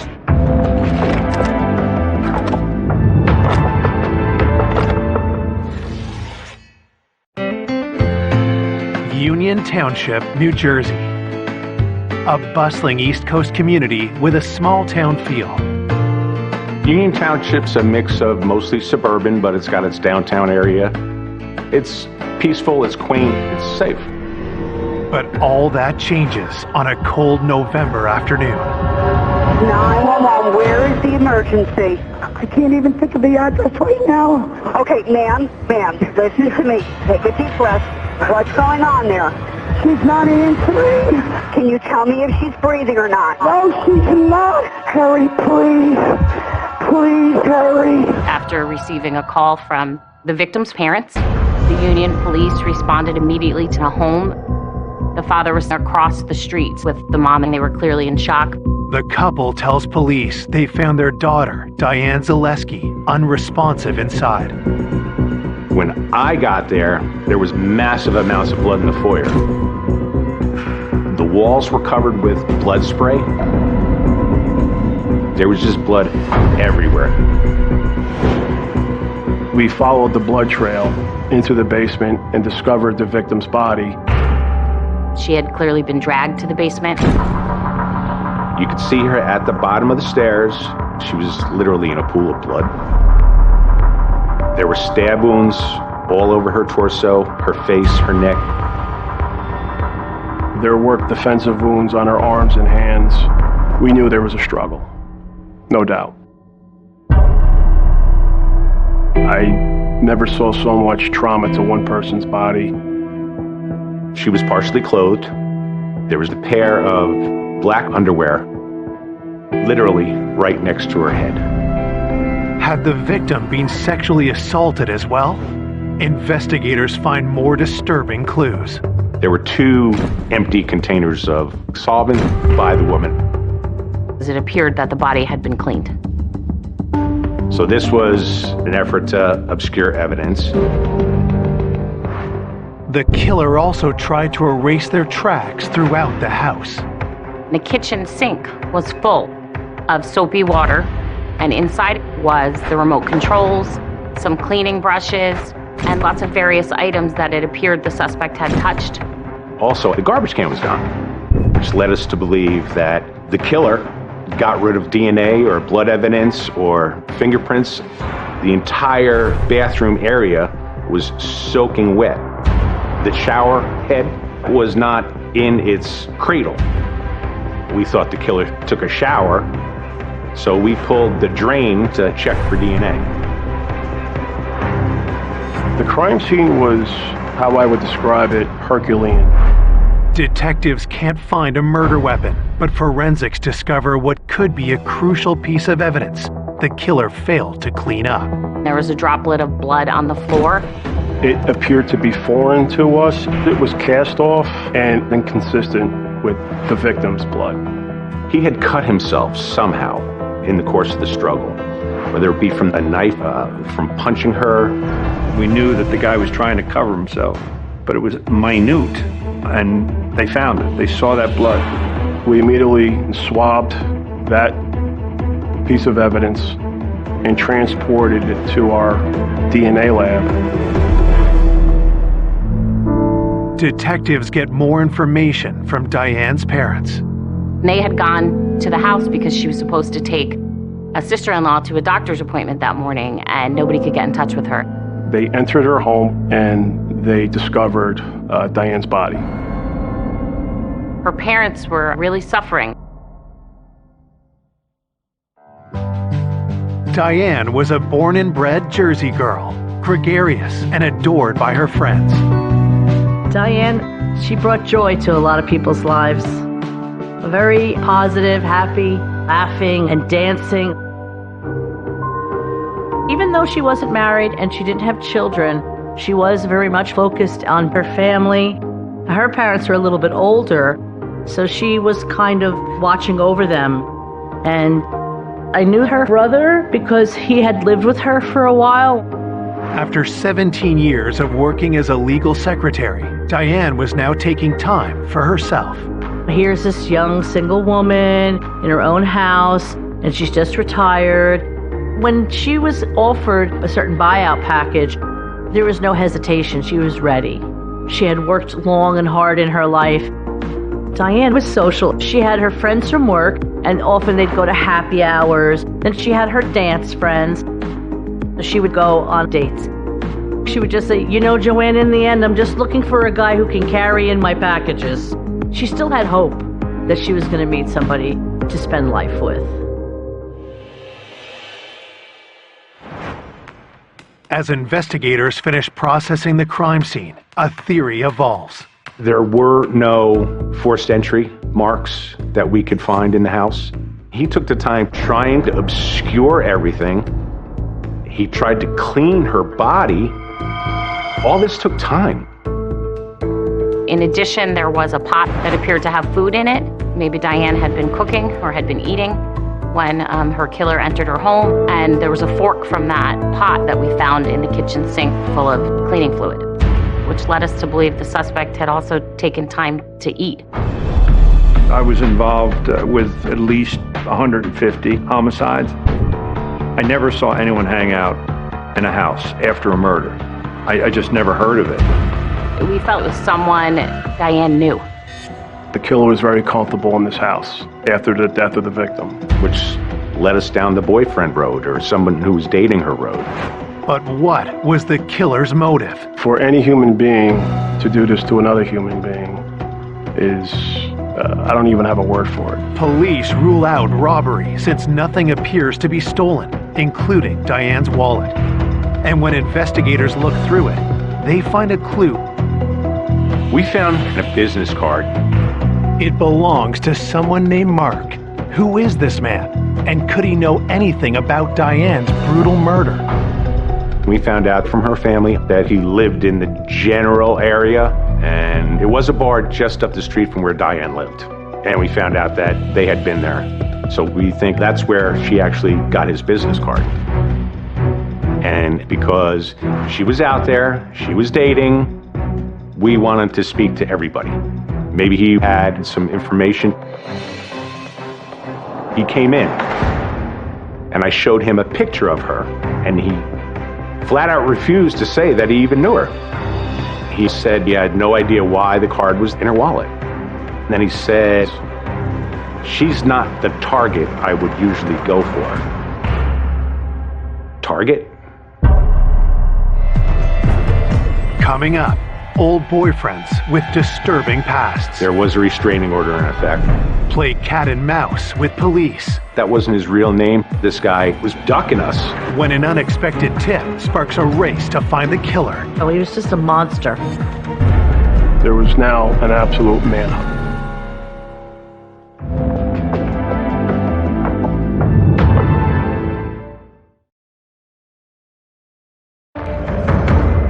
Police investigating the gruesome murder of Diane Zaleski found a single business card in the victim's wallet. It belongs to a man named Mark. Investigators want to know if he and Diane recently met, and when detectives question him, they become suspicious. The words that came out of his mouth about targets were very strange. His mannerisms and just the things he said, just, they were wrong. I don't call girls that I'm going to go out with targets. He had done something, maybe, to other women. He wouldn't tell us anything. Detectives found a drop of blood at the crime scene that they believe belongs to Diane's killer. Could it be linked to Mark? He refused to give DNA. Just out and out refused. It was something that was concerning to us. Someone who's innocent usually is cooperative. He had taken a bottle of water from us, and when he was finished, he wouldn't throw it out. He left. And he carried his bottle of water with him. So he obviously knew something about DNA. So I followed him. He walked about 2 blocks away from the building, and he threw it. Detectives collect the bottle and send it in for testing. As news of the murder spreads. I couldn't believe it. I just was like, oh my God. Oh my God. It was like a bad dream. I just couldn't believe that it was her. It was just so devastating. Police fan across Diane's neighborhood, hoping someone saw something. One older neighbor told us that earlier she had seen 2 children playing outside. And she knew one of the children lived in the neighborhood. She didn't know who the other child was. During the winter, she had seen him shoveling Diane's driveway. Had the neighborhood kids witnessed anything out of the ordinary? And so detectives wanted to identify those children. And when we spoke with the neighbor across the street from Diane, kind of diagonally, she said she had a daughter and a grandson. So those were the children identified as being outside. All she could say is, I didn't see anything. I didn't hear anything. Her 11-year-old grandson. Didn't indicate anything else, and boom, the door gets closed and we're done with our canvas there. But detectives do get information that raises some troubling new questions. The neighbors told us that her garbage can was outside in the street, which led us to believe that the killer got rid of the garbage. How would he know that if he put the garbage out, it would be gone in the morning? And why was the killer so desperate to get rid of it? Was there evidence or fingerprints? We didn't know. We contacted the local garbage company, and we unfortunately discovered that it was already in the incinerator. When detectives reviewed Diane's autopsy report, they learned she was killed sometime between 10 p.m. and 1 the next morning. The medical examiner determined the cause and manner of death to be homicide and multiple blunt force injuries. The wounds were too numerous to count. The person that had done this was obviously very violent. Some person who had snapped. Because the body had been cleaned. The medical examiner could not determine if there was any signs of sexual assault. What she had to live through, it's gruesome. It's frightening. I struggle with why. Why did that happen to her? I don't understand that it was just a heinous crime. A week after Diane's death, investigators get the results from the blood they suspect came from the killer at the scene. We were able to obtain a DNA profile, and it was male. We did enter the profile through the DNA data bank, and that came up negative. So we knew we had the killer, we just didn't know who it was. Will Mark be a match? Police have to wait another week to find out. And he was negative. Because DNA is the only piece of evidence police have to tie the killer to the scene, detectives need to find the match. It was our goal to locate and interview every male individual that she was friends or romantically involved with and obtain a DNA sample. We discovered that there was over 100 male contacts in Diane's phone. One of the first contacts detectives talked to is someone named Mike Prunell. We showed him a picture of Diane. He was like, Mark, he denied ever knowing her. And okay, take people at their word. Without anything linking Mike to Diane, detectives don't see any reason to question him further and let him go. We are interviewing basically anybody and everybody, and we were coming up with nothing. We interviewed girlfriends just to get a feel of Diane, how she was, if she had mentioned guys she might have been dating. And I met the prosecutor, and he wanted to know everything about Diane and what I knew about her. There was always drama with boyfriends. We thought for sure that it was one of those bad boyfriends. A familiar name comes up, Mike Prunell. But he had told police he didn't know Diane, so detectives do more digging. You know, checking driver's license histories and criminal histories, and you don't find Mike. We thought it was curious. We wanted to speak to him again, but he never returned a phone call. Every direction we followed, we ended up running into dead ends. Why can't police find any records for Mike? And why did he lie about knowing Diane? There was something out there that he was hiding. When detectives ask Diane's brother Ron about Mike, what they hear completely surprises them. Not only did he know her, but he asked Diane's father for her hand in marriage some 20 years prior. So he knew her real well. Another red flag.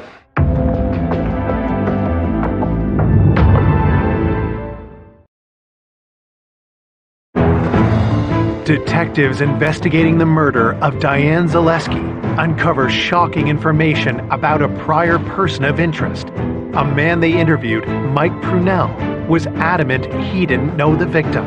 But Diane's brother Ron tells police that's a lie. We had found out Mike asked for her hand in marriage. He said Mike had an extensive history with her. He'd known her for at least 20 years. Prior to her move into the new house, she was renting an apartment from him for over a year. But he denied ever knowing her when I showed a picture of her to him. Police discover more secrets and lies about Mike Prunell. We found out that wasn't his real name.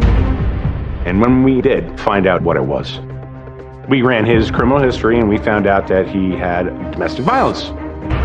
And his wife at the time stated that he was beating her severely.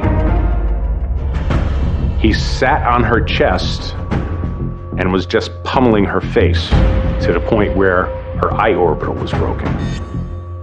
So that sent flags off. We were totally convinced this was the guy, because he did beat his former wife. There was a restraining order in effect. And Diane was beaten so badly, this guy was pretty much ducking us. He wouldn't answer phone calls. It took us a little while to find him, but we did. Eventually got him in again a second time. But again, Mike won't admit he knows Diane. He was being less than truthful. It's like, okay, you deny knowing her, you asked her to marry you. It's very suspicious. He was lying, obviously. We never discovered the reason for that. Getting nowhere, police take another approach. We asked where he was, the time of the murder, and he couldn't give us an alibi. And we spoke to him in depth.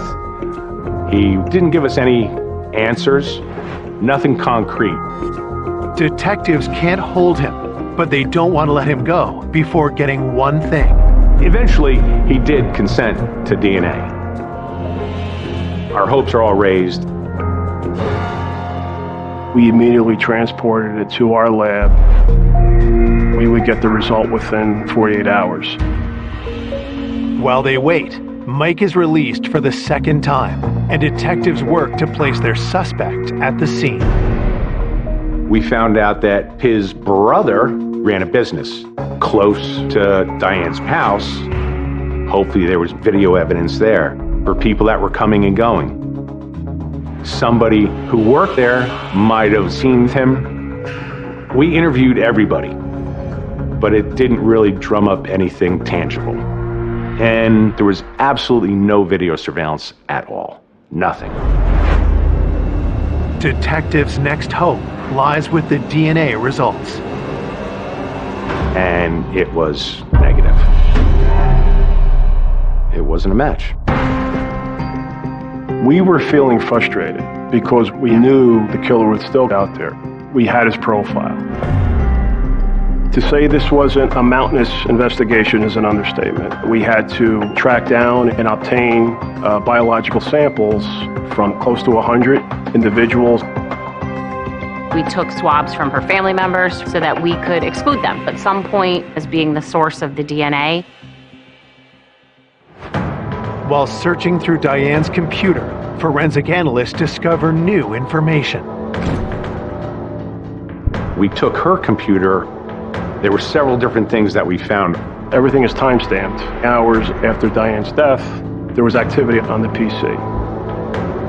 Numerous items, technology items, were attempted to be purchased using Diane's credit card. It was someone that was comfortable having things delivered to Diane's house and it not being out of the ordinary if they were the ones collecting them. We knew he tried to purchase an Apple computer, an iPhone, and it didn't go through. We had no idea why the purchase itself didn't go through.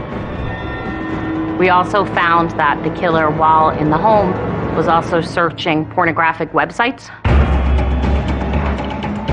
I mean, to go on pornographic websites after you just brutally killed a woman. Waiting for justice, takes a toll on Diane's friends. Who could it be? Why is this so complicated? We watch the news all the time and we see these things, we see murders, but when it happens to somebody you know, it's devastating. It's sad. It made me very sad about humanity. That someone is so capable of doing something so brutal to someone that is so beautiful. Everyone that loved her wanted closure on this. 3 weeks after Diane's murder, detectives get results back from the crime lab that send the investigation in an unexpected direction. We tested the black underwear found next to the decedent's head. DNA profile was collected. That DNA came back to her brother.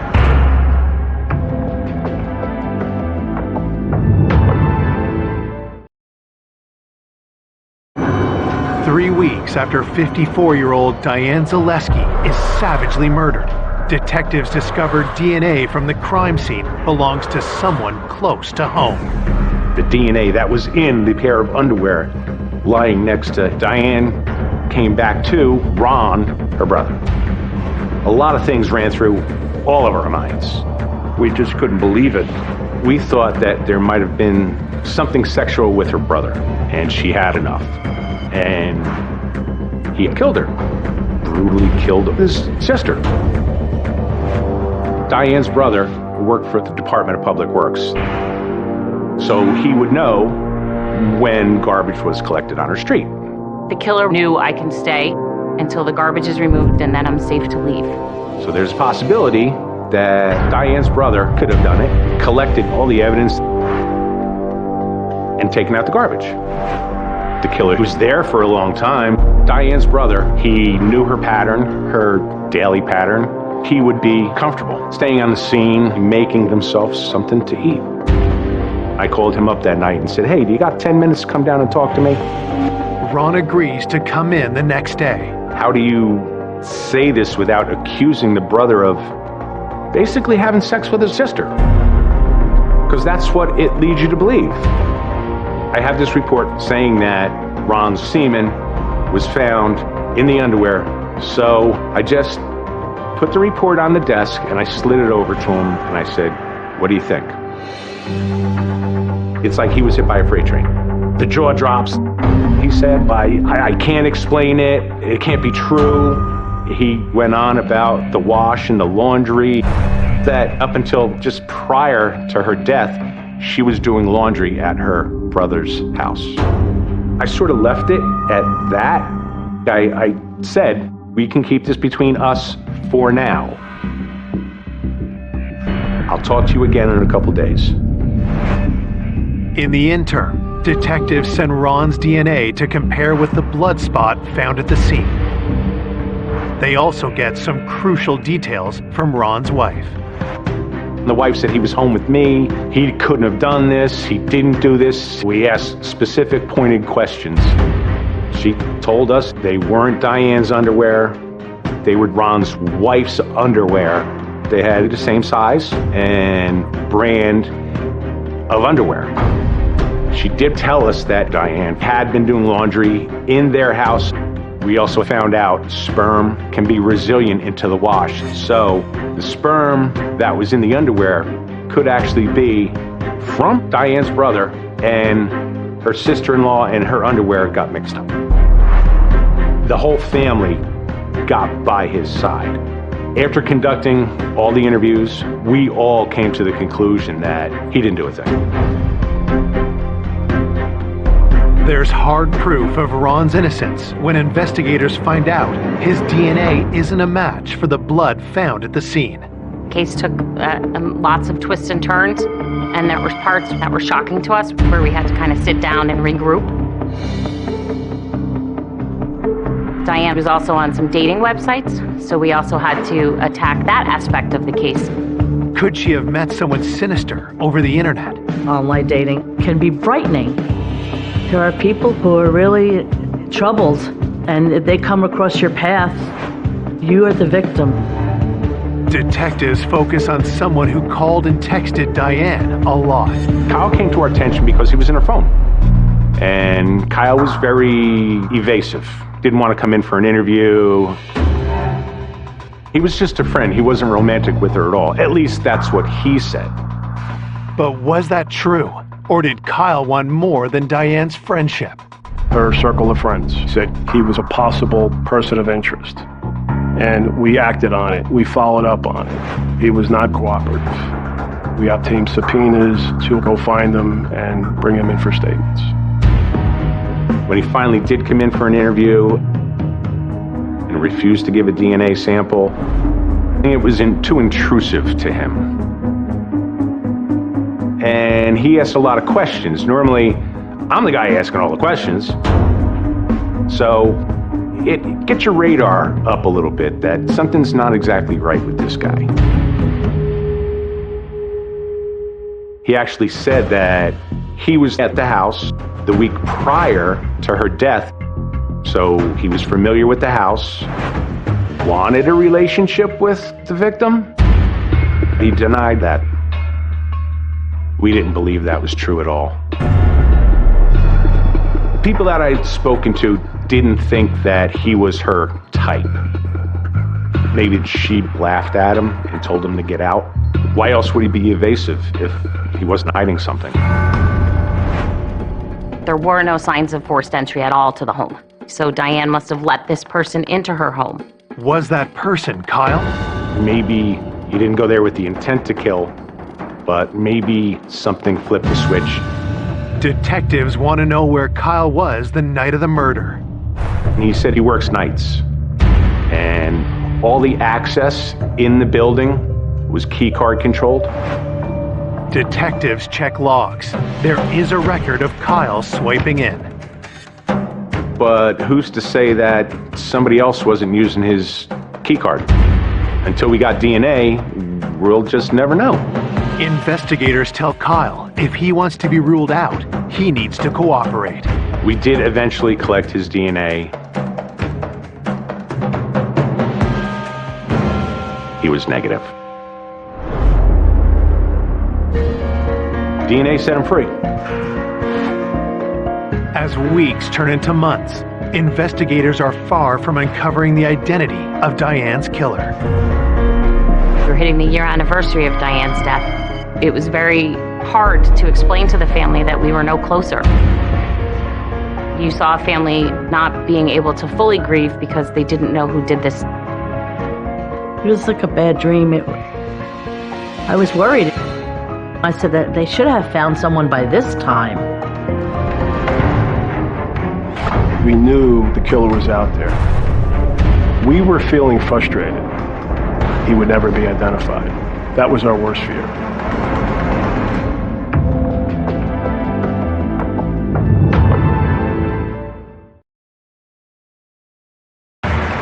It's been a year since Diane Zaleski was found stabbed to death in her home, and police are no closer to solving her murder. To find her killer, detectives come up with a new strategy.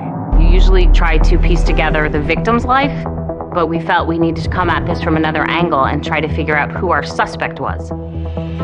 Detective Henderson met with the FBI profile unit to identify what type of behavior a person may have done this to Diane. We talked to psychologists, psychiatrists, and we hashed everything out. Where we went, why we went there, what did this lead, is there anything still open? We went through all the DNA, we went through all the interviews, we went through the whole case. You know, the person trying to buy stuff online, the pornography that was visited, everything. We laid out the whole case. The profile came back to a loner, a petty thief, possibly, someone with psychological issues. Someone that was in her life, but not for a long time. Age would have been younger. It would have been somebody that was into technology.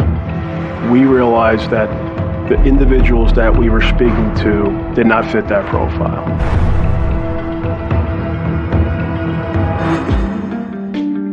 To catch the killer, investigators generate new leads.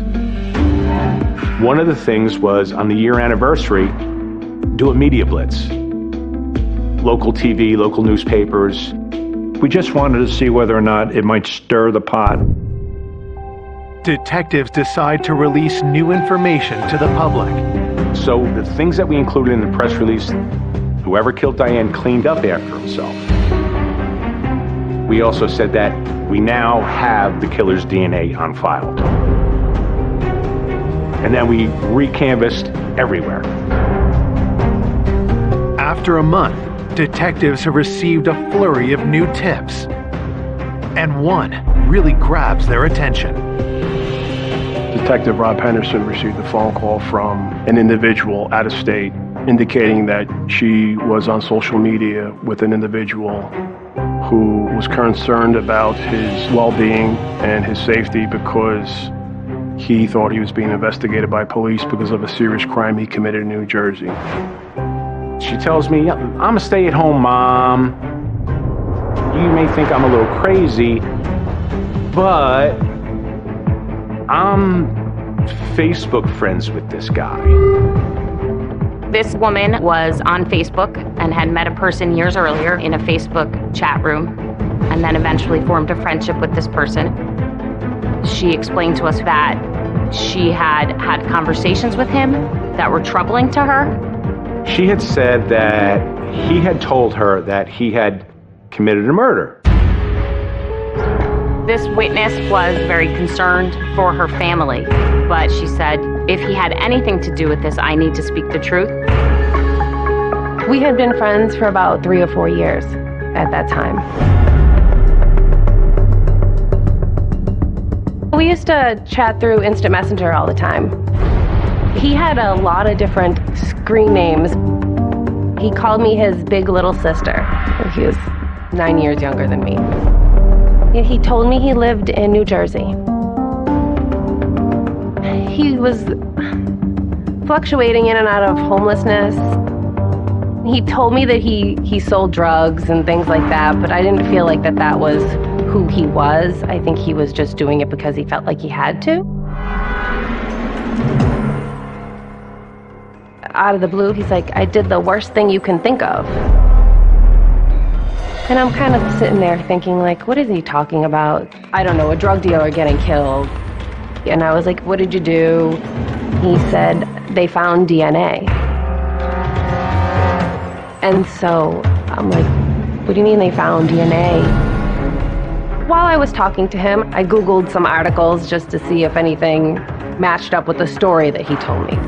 And so I went online and I looked up murder, New Jersey DNA. And instantly an article came up. She searched and she found the 1-year anniversary article. We put together to try to rekindle some interest in Diane's story. I was shocked of what I did find. The article says that he tried to purchase an iPad with using her credit cards. The information that they put in the article matched what I knew about my friend. And a light bulb just went off in my head. I know that's him. It had to have been him. She told us that he had been washing clothing at the home and that how he had literally been in his boxers cleaning. She told me that he told her that he made himself dinner. Now, we did release certain things in the article about there was some food, but we didn't say he made himself a meal. We didn't provide that information, but he did. We ended that phone call, and then within a matter of hours, we're booking a flight to visit her and to take some evidence from her. Upon meeting with her and looking at her computer and doing a forensic examination, we knew we had the right guy. Detectives ask the woman for his name. Nahshon. That's what he called himself, because he didn't like his first name, Darnell. She was a little nervous and a little hesitant, but eventually. She gave us his full name. Arnell Yearwood. The last name gets detectives' attention. We knew from our canvas that individuals with that same last name lived diagonally across the street from Diane. When we look back at all the documented reports, it was determined that we had spoke to the killer's mother.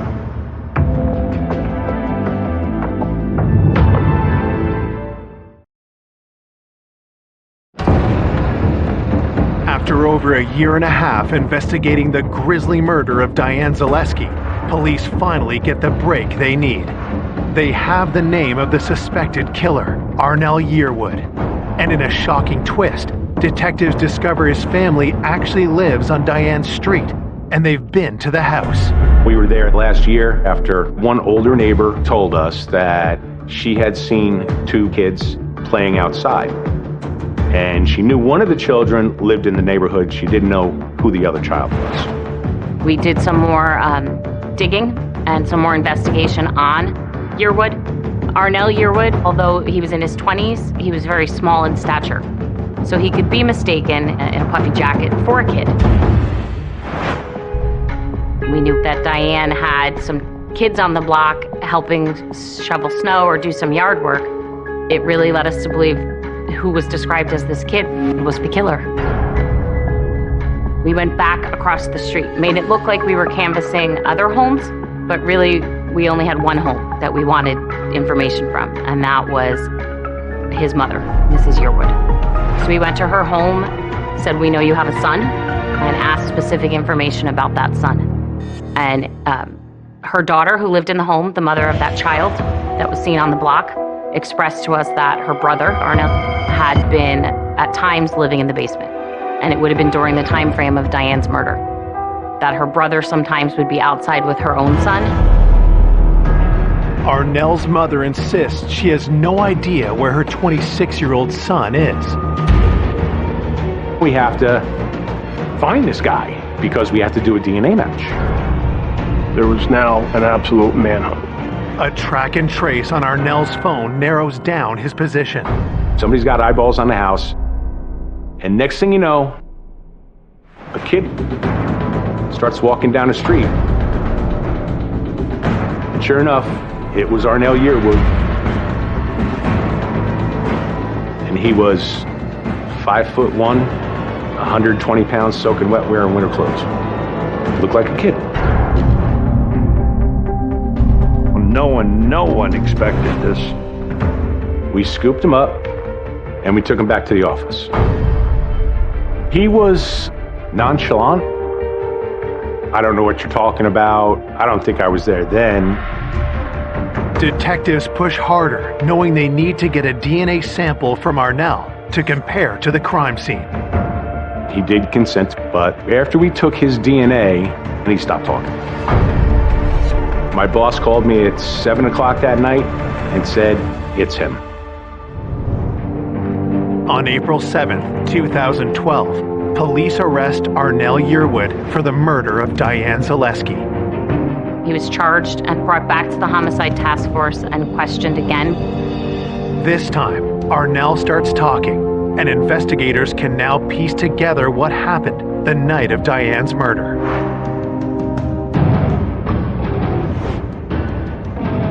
She let him in based on the fact that he was a neighbor. He did small chores for Diane. The garbage, minor painting, cleaning around the house. He entered the house to collect money. Diane looked at him as the nice neighbor kid that she was trying to help. He knocked on her door that night and she let him in because she thought he was harmless. He wanted a romantic relationship and things went bad. And he did not take kindly to being rejected. She told him to get out. And that's when he said he took a pair of scissors and he started stabbing her.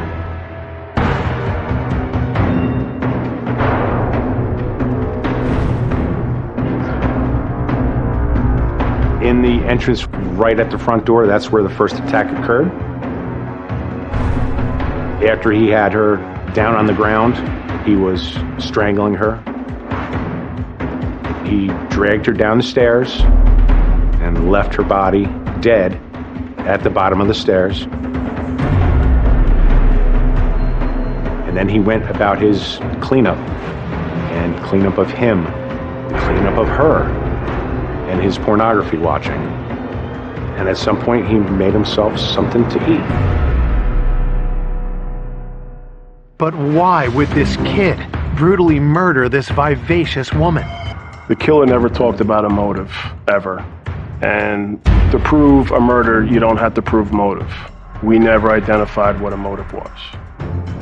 Whatever it was that caused him to act the way he did, so viciously, it will never be explained. In court, Arnell Yearwood pleads guilty to the murder of Diane Zaleski. He is sentenced to 30 years in prison. Oh, he was just a monster. I was disappointed, but I guess that's the maximum you can get. At least there was some accountability, because she deserved that. Her family deserved that. The family made up black bracelets with white lettering that said "Justice for Diane, November 18th, 2010, which was the date she was murdered. And I wore that bracelet up until the day he pled guilty in court and went to jail. 2.5 years I wore that, and I didn't take it off. Losing Diane is like a moment in life, like before Diane and after Diane. It's been quite a few years since she's gone, but I do still miss her. Her heart is still with me. She was so real and very kind, and she was funny. And every once in a while, I could feel her. I could feel her presence. And I think I look forward to seeing her someday again.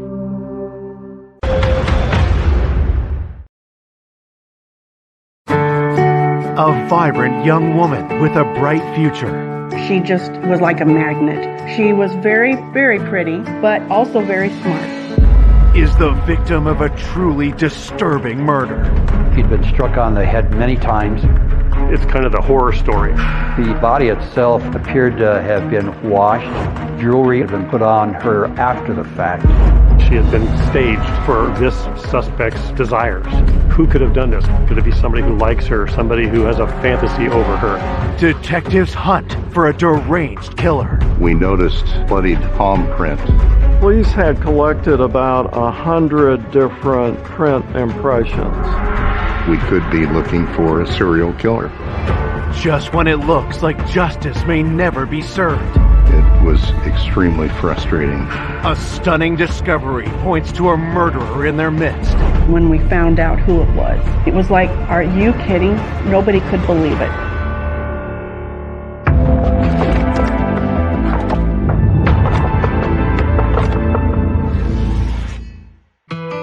Less than an hour outside Los Angeles, Irvine, California is a peaceful community with a coastal vibe. Irvine is very, very pretty. It is pretty much the hub of Orange County. The ocean's only 10 minutes away, and this is where everybody wanted to be. Irvine has always been considered to be a very safe city and has not been known for violence. On May 14th, 1979, Irvine's sense of safety is shattered when a man calls 911 to say he can't get a hold of his 22-year-old girlfriend, Savannah Anderson. Earlier that day, her boyfriend went over to her residence to meet her at about 6 o'clock. He couldn't get any response at the door. He went back home for a while, couldn't get a hold of her still. He called the police department about 7:25 p.m. It was a welfare check. Her boyfriend indicated that she had not been feeling well, and so there was a concern that it could be a health issue. When the officer arrived, he met her boyfriend, Bill Mills, and another man, Ken Bergensen, who identified himself as her boss. They explained they'd both come to the apartment to try to find out if she was okay because nobody'd been able to get a hold of her that day. I was very fortunate to work with Savannah. Savannah was always prompt, and she didn't come that day.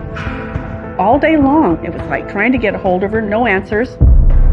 By the end of the day, we were very concerned something might have happened because that wasn't like her. The officer found the apartment was in fact locked up tight. There was no key available from the apartment office. The officer found out that a bedroom window nearby was unlocked from the inside. He was able to open that bedroom window.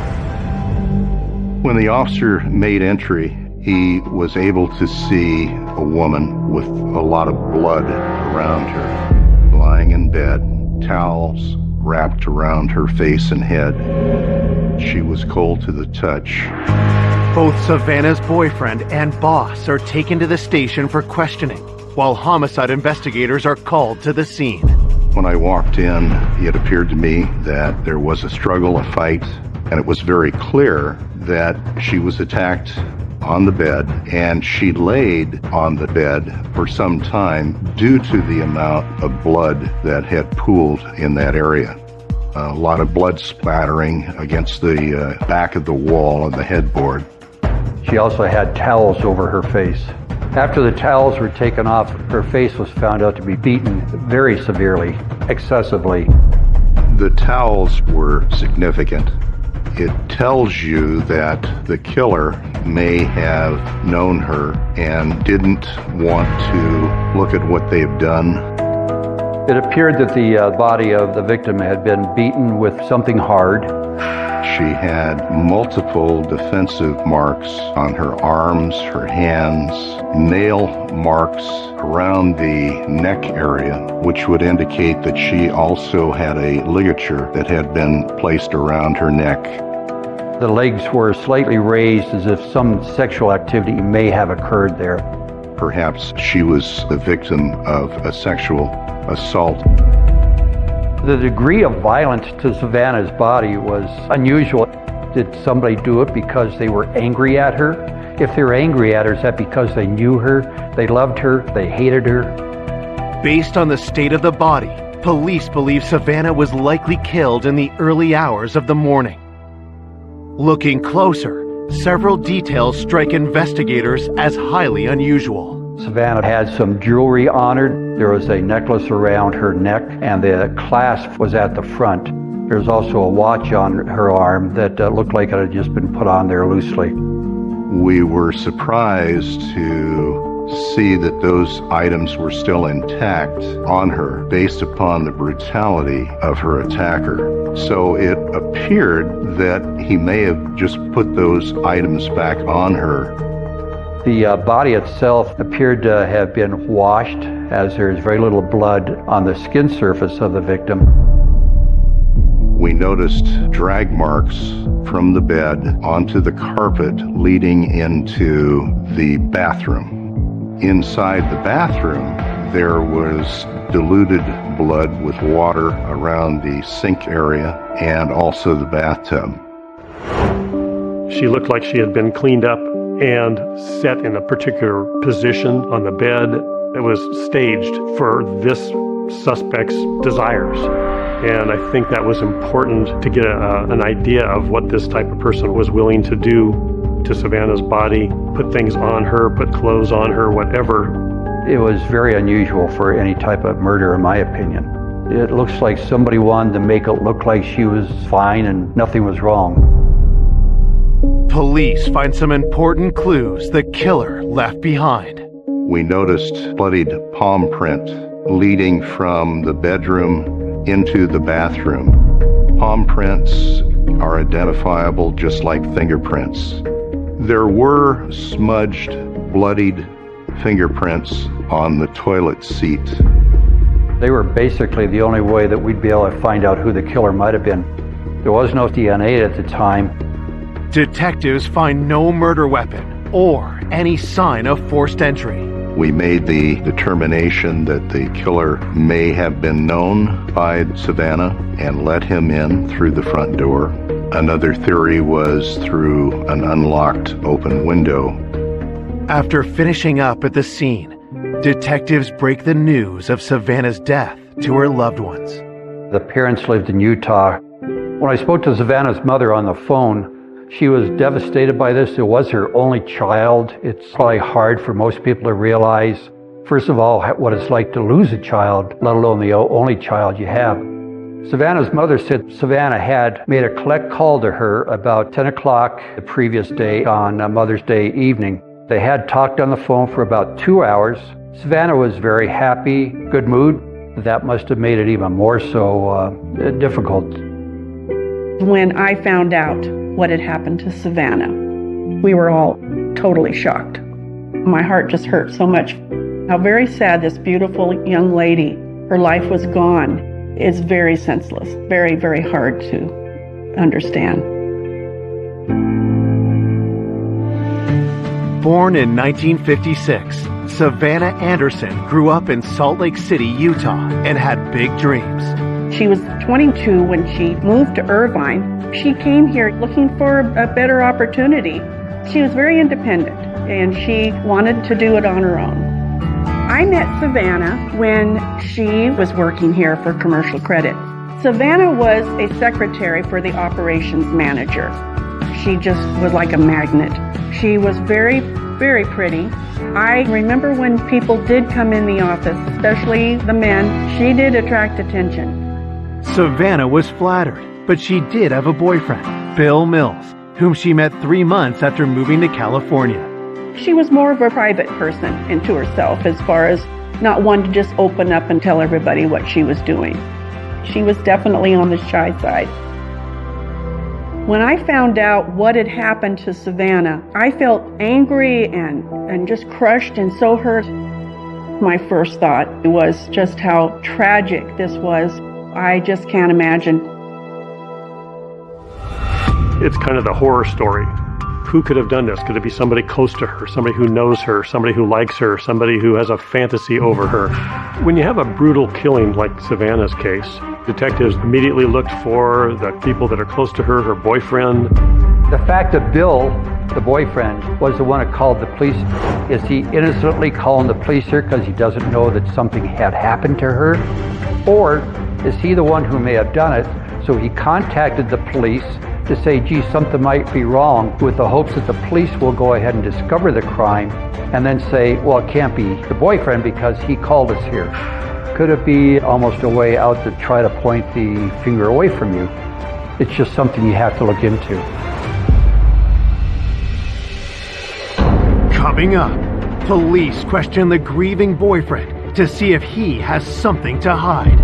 His attorney advised him not to take a polygraph. And detectives uncover more suspects. Why is he here now at this time? That was suspicious. Somebody was lying. Another crime turns the investigation on its head. This individual was responsible for 5 murders. Perhaps she was the victim of this killer. And the perpetrator's identity leaves everyone in shock. It was absolutely devastating when we found out who it was.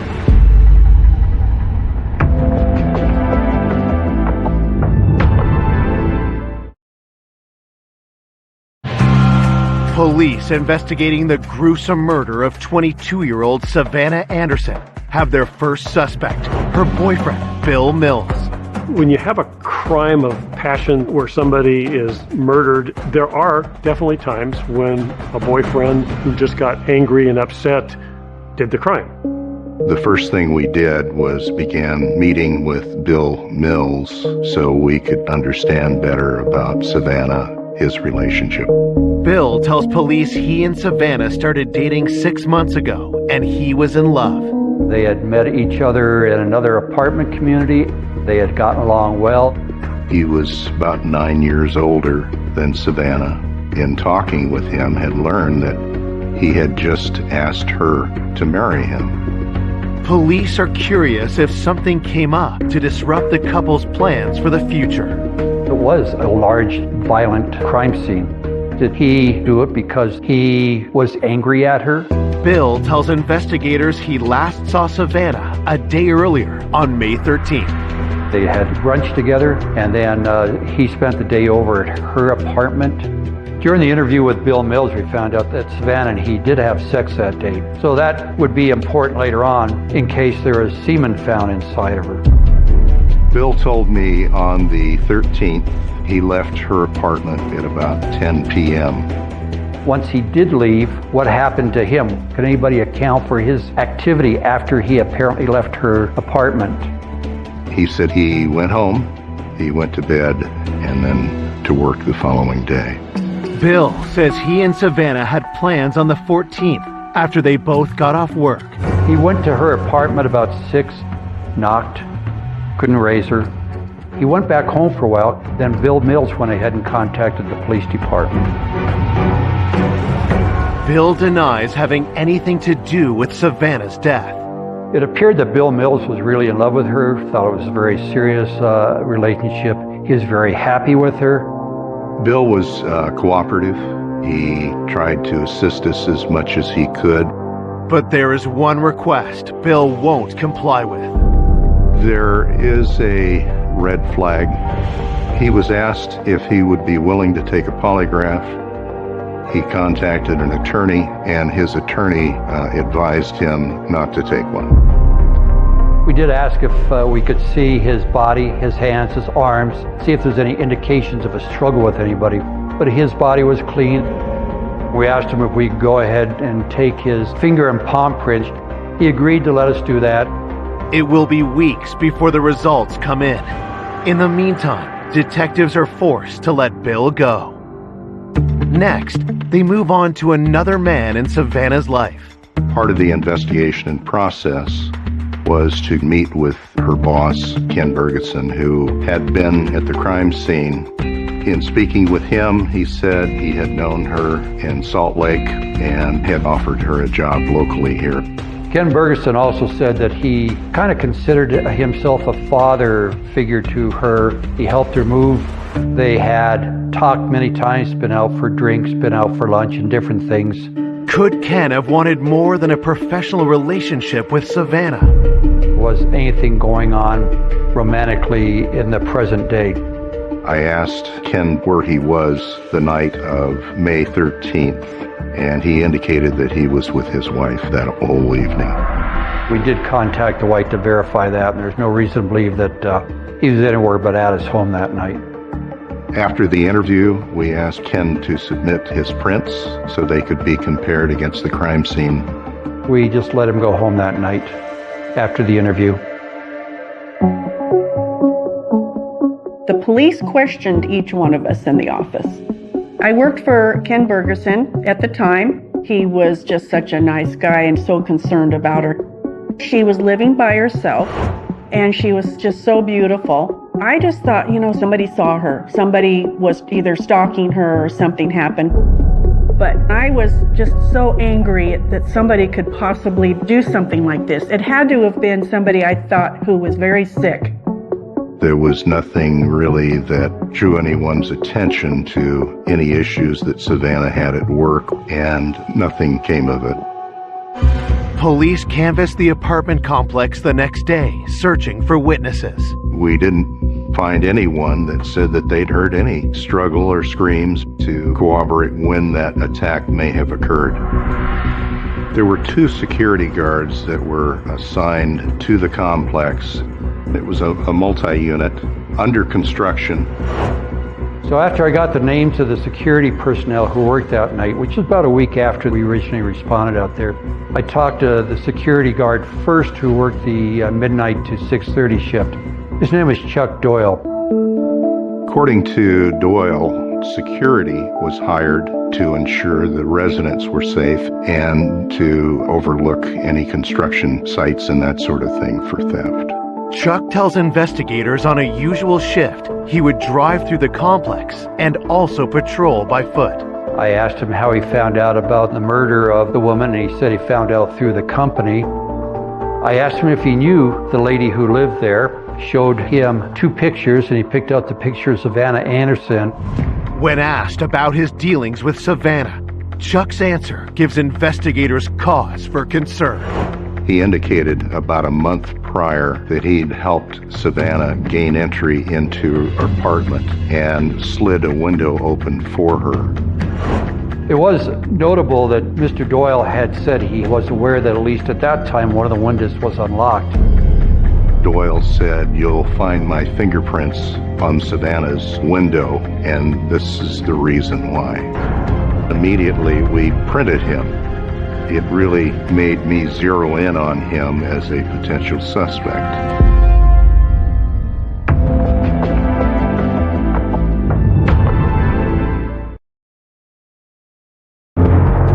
A week after Savannah Anderson was found bludgeoned to death in her bed, security guard Chuck Doyle has drawn suspicion after admitting that his fingerprints are likely on her unlocked window.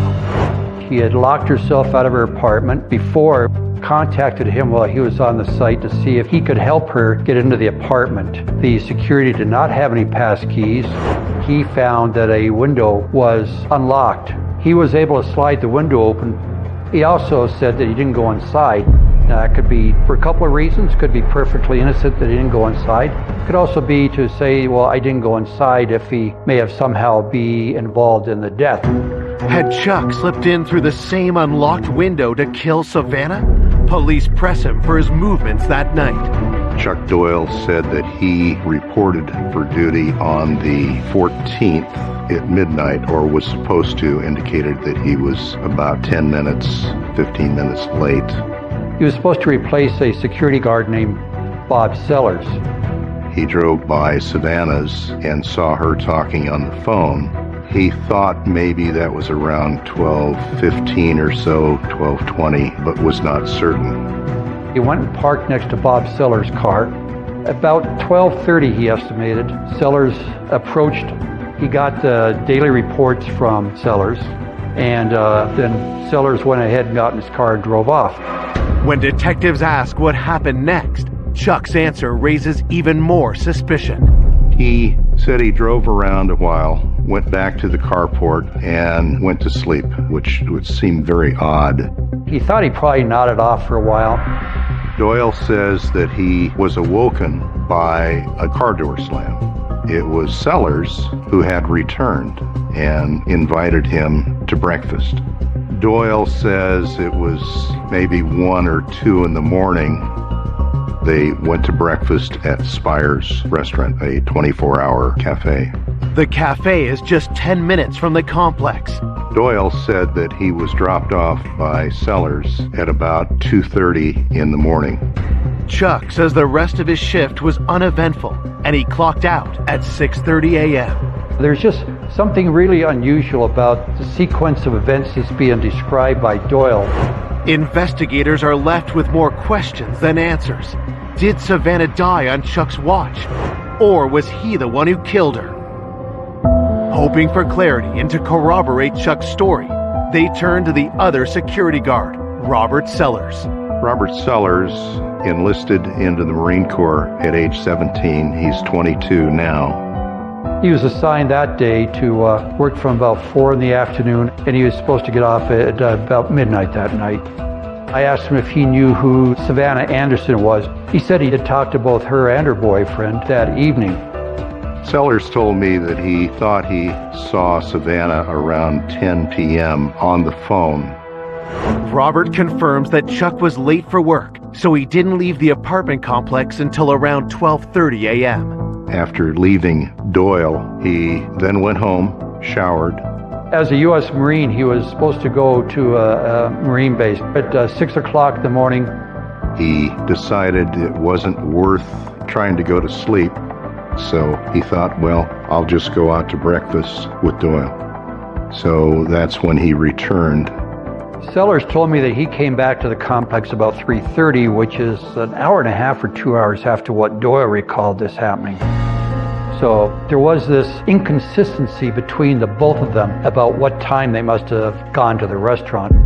Sellers said there was a waitress named Gail who waited on him. I took note of that. At the end of the Sellers interview, we asked if he would go ahead and give us finger palm prints, which he agreed to. Investigators hope the autopsy report can help them pinpoint Savannah's time of death. According to the coroner's report, Savannah Anderson died at approximately 2 a.m. on May 14th. The cause of death was strangulation. She'd been struck on the head many times, found multiple contusions on her face. There was broken fingernails, a broken jaw, cracked teeth, We did have biological fluids, semen, that was found, but DNA was not in existence at the time, so we didn't have that tool. My first thought was just how horrible to die like that. I cried and I was just very upset, just thinking that something like that had happened to a person that was just so lovely. It's just terrible. If Savannah was killed at 2 a.m., which security guard is telling the truth? Was Chuck really off site like he claimed? Or was Robert right, meaning Chuck was at the apartment complex when the murder took place? There was a wide gap and discrepancy between their two stories and timing. So the two were brought in together to try and determine if someone was mistaken about times. They both basically stuck to their stories. I wasn't sure which either timeline might have been correct, whether it might have been Doyle's or Sellers, because they were just too far apart. So we thought at that time somebody was lying.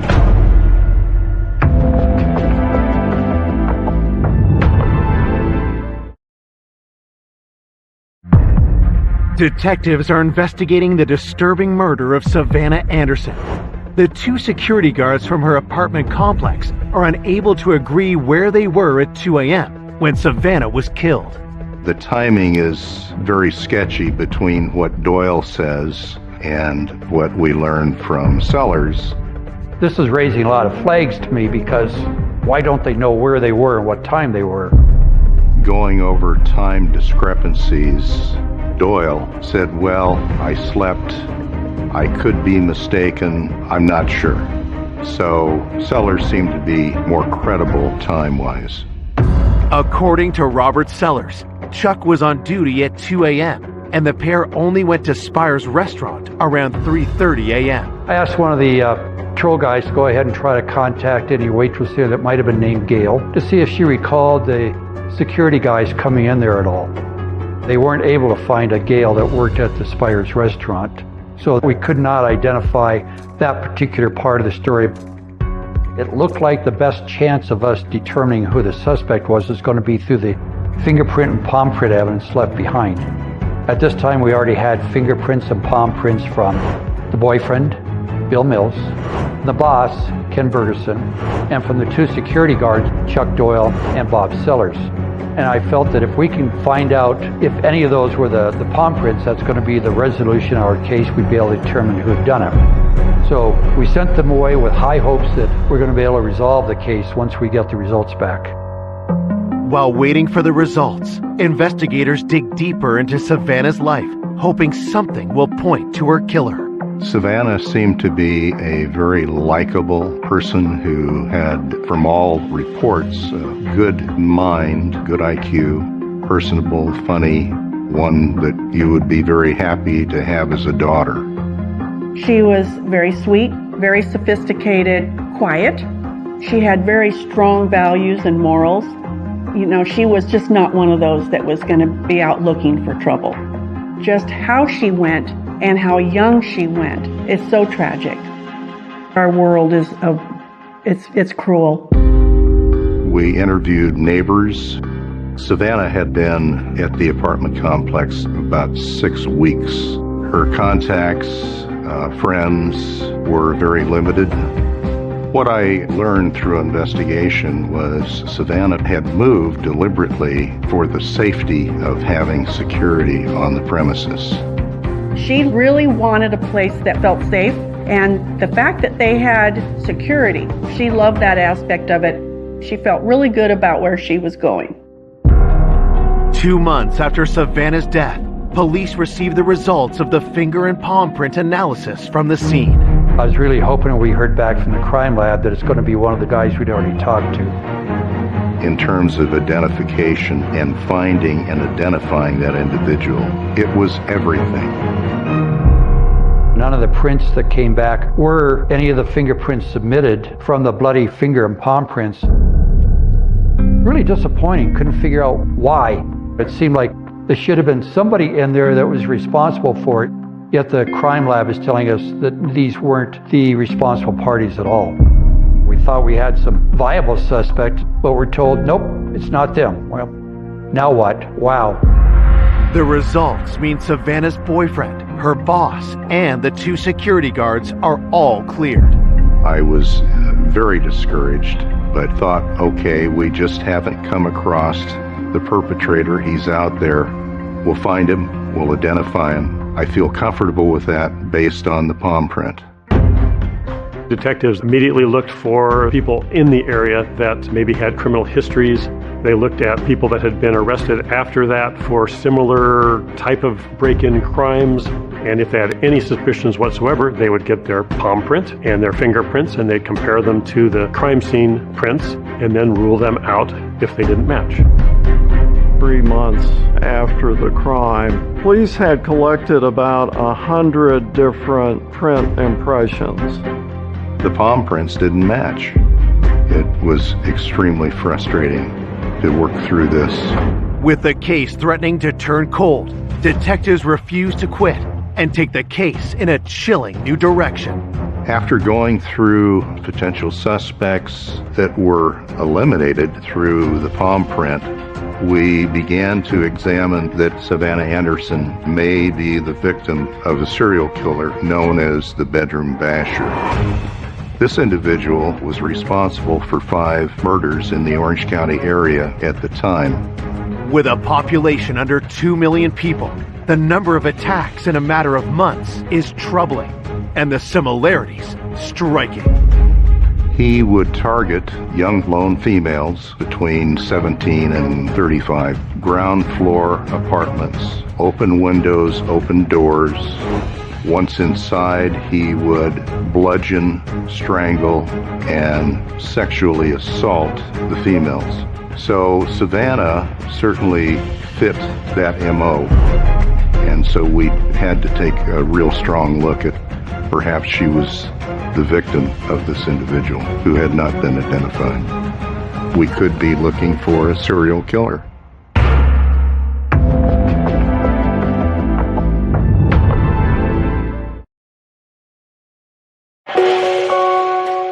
Detectives investigating the brutal murder of Savannah Anderson now believe she may have fallen victim to a serial killer. Bedroom Basher went after females in homes or apartments in the Orange County area, raped them, in at least one case, killed somebody by bludgeoning them, which is what happened to Savannah. Based upon the number of bludgeonings in Orange County, which were 5, we felt that there would be another that would take place. 5 months after Savannah's murder, investigators' worst fears are confirmed when the serial killer strikes again. During this time, there was a woman in Orange County that had been attacked, believed by the Bedroom Basher, who survived and was able to give a description to the police. A composite drawing was made. She described the perpetrator as a male, olive skin, pockmarked face, long hair, mustache, dark eyes, in his late 20s, early 30s. A task force was created in Orange County. Flyers were disseminated to the public and to patrol units. It resulted in multiple contacts of people who believed they knew who this individual was. Unfortunately, none of those resulted in the apprehension of the individual. A year after the murder, with no arrests and a killer on the loose, women in the area live in a constant state of terror. The community was definitely impacted by this terrible murder. The news was full of these kind of things, and it did create fear among people. The fact that I was living so close by, it's a little scary. Any female who resided by themselves took extra precautions to ensure that their windows, doors were in fact locked. Every possibility we looked at, we were unable to make any headway in determining what happened to Savannah Anderson. It was extremely frustrating. There was no one else that we were aware of that could provide any insight and or potentially could be a suspect. 3 years after Savannah's murder, her case remains unsolved. After you go through tips, leads, you step back, you re-examine, you say, what did I miss? It's got to be there. What did I miss? I started to believe that they just weren't going to find out. And that's terrible to think that something like that could happen and that this person is out there roaming around still. 2 more years pass until a rookie homicide detective takes a renewed interest in the case. Savannah's case was the first cold case that I ever worked. I was familiar with it because I was in patrol when it happened, and I thought, well, nobody's looked at it for a while. Maybe I should look at it. A friend of mine who knows Larry Montgomery very well calls him the evidence whisperer. I was aware he was looking at the Savannah Anderson case, and at one point he came to me and we compared notes on it. After combing through all the evidence, detectives revisit whether Savannah was a victim of the still unidentified bedroom basher. The possibility that she was killed by a serial killer was definitely looked at. I was looking at anything that I could use to direct me to a possible suspect. I'm looking at what was done at the crime scene, what did the suspect do with the body, what was maybe in his mind because of what he did. In comparing Savannah's murder to those committed by the bedroom basher, something just doesn't add up. The one thing that stood out that was not similar was the cleaning up of the victim. When I look at a crime scene like this, it's somebody who has a desire for Savannah. She appeared uninjured other than towels on top of her face. It wasn't the gore that he liked. He had to kill her in order to get her into a position where he could fantasize about having an actual relationship with her. This is a real girl now as opposed to a dead body. The question in this case is, who did it? All the people we've looked at and that looked good were not matching the prints. There was one point where I started looking at the security guards to see what they were doing because they were certainly involved in being there at the time.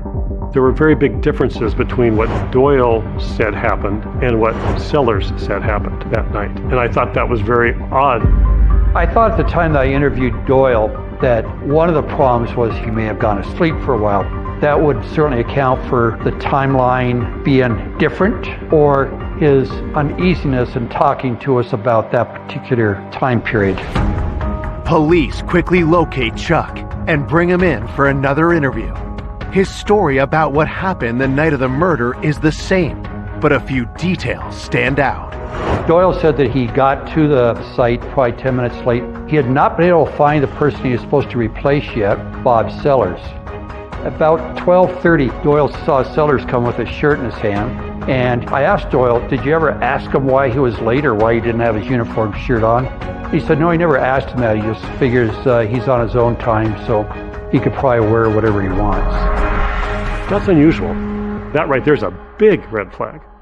That's not the only thing that raises alarm bells. Doyle said that Sellers had commented about wanting to have a drink with Savannah.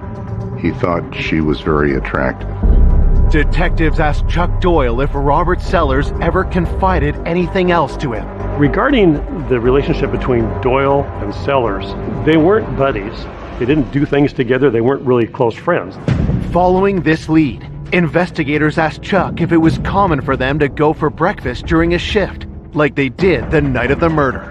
They never did that before. So why is Sellers there on a night when he's supposed to leave soon to go to work at the Marine base, saying, hey, you want to go get something to eat? It didn't seem to fit. But I had the paperwork that shows that he had been exonerated. It wasn't his print. But I saw all kinds of things that Sellers did that was suspicious. Why is he here now at this time?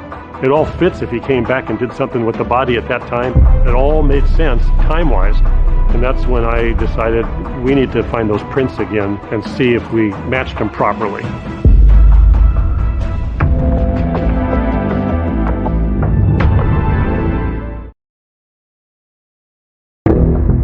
"5 years after Savannah Anderson was found murdered in her apartment, cold case investigators suspect her killer has been hiding in plain sight the entire time. I've got a suspicion that this guy, Robert Sellers, might be the guy because there's too many lies or mistakes. He's already been exonerated, and I didn't believe the exoneration. We need to find somebody who's better than our sheriff's department, who's best in the world that we can get. Robert's prints and the ones found at the crime scene are rushed to FBI headquarters. The FBI discovered that some parts of the palm print were so thick with blood that it became a negative. It was the opposite of what it should be because of the thick blood. The thick blood looked like the ridges when really they were the valleys of the print. The FBI reanalyzed the palm print and compared it to prints obtained from Robert. The next day, the fingerprint lab at the FBI was able to identify about 24 points of identification, a positive identification of security guard Bob Sellers. We have to arrest him now. Sellers, at the time that he was arrested, was living in a mobile home up in Brea at the police department. He was presented with evidence that his prints are in fact in the blood there. He didn't come forward right away, but very quickly after he had some lies, he did admit that he did everything that we thought he did. He was obsessed with her. He found her very attractive. He thought perhaps by going into her apartment that he might convince her of some romantic get-together. He gained entry into her apartment through an unlocked window where he could hear her on the telephone talking with her mother. He stayed in the bedroom, hid as best possible while she talked in the kitchen living room area. Once she got off the phone at about a little after 12, she came into the bedroom. When she saw him, she was thinking, I have an intruder, a man in here, and I'm frightened. And he became frightened and realized that he had to silence her. He pulled out his baton and began striking her. He then went to strangulation. During the struggle with Savannah, he said that his shirt got bloody, so he had to take it off. So when he went to see Doyle, he had his shirt in his hand so that his replacement would not see the blood on it. And then he goes home, gets cleaned up, sneaks back in, and then goes into Savannah's apartment. Sellers wanted her sexually. He had to kill her to get that. He did talk about he wanted her to be clean, and so that's why he drug her into the shower and washed the blood off of her and took her back into the bedroom and wrapped her head in towels because she was so badly beaten. So then he just had a body that was clean and he could have his fantasy. At 3 o'clock in the morning, he's trying to sneak out, and that's when Doyle sees him, and that's when, at the spur of the moment, he has to all of a sudden pretend like, oh, I'm here to go to breakfast with you, okay? He almost seemed relieved when he finally was able to confess that he actually did kill Savannah. On March 29, 1984, Robert Sellers is charged with murder, rape, attempted rape, and burglary. I think after 5 years, he thought he probably did get away with it. In that time, he got married, started a family. The anguish that he caused with Savannah Anderson's death, he didn't deserve having that extra 5 years. On November 4th, 1986, Robert Sellers is found guilty of first-degree murder and a special circumstance of rape. But his lawyers win his appeal. His conviction was overturned on a technicality. The fact that the prosecution could not prove that she was alive during the rape changed the verdict for a life without possibility of parole. Instead of a retrial, prosecutors offer Robert a deal. He accepts to avoid the death penalty and pleads guilty to first-degree murder. He is sentenced to 25 years to life in prison. Here you have a guard, a man, a Marine, placed there to protect the residents, and it turned out he is the one committing the crime. One would not expect the one who is protecting you to be your killer. It was absolutely devastating when we found out who it was.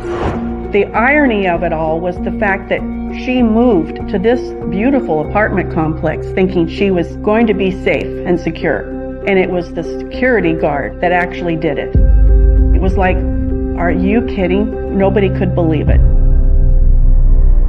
Authorities don't find anything to link Robert Sellers to the bedroom basher killings. In 1996, Gerald Parker was identified and convicted of those crimes. In 1999, Robert Sellers died in prison. I do feel there was justice, especially when I found out that he died after he had been in prison. That was justice right there. When I remember Savannah, I think of this beautiful young woman, just the prettiest smile. She was very, very poised. I think she would have definitely had a bright future had her life not been taken in any sense of the manner, whether she had married and had a family or gone on in the business world. She just was a very lovely person.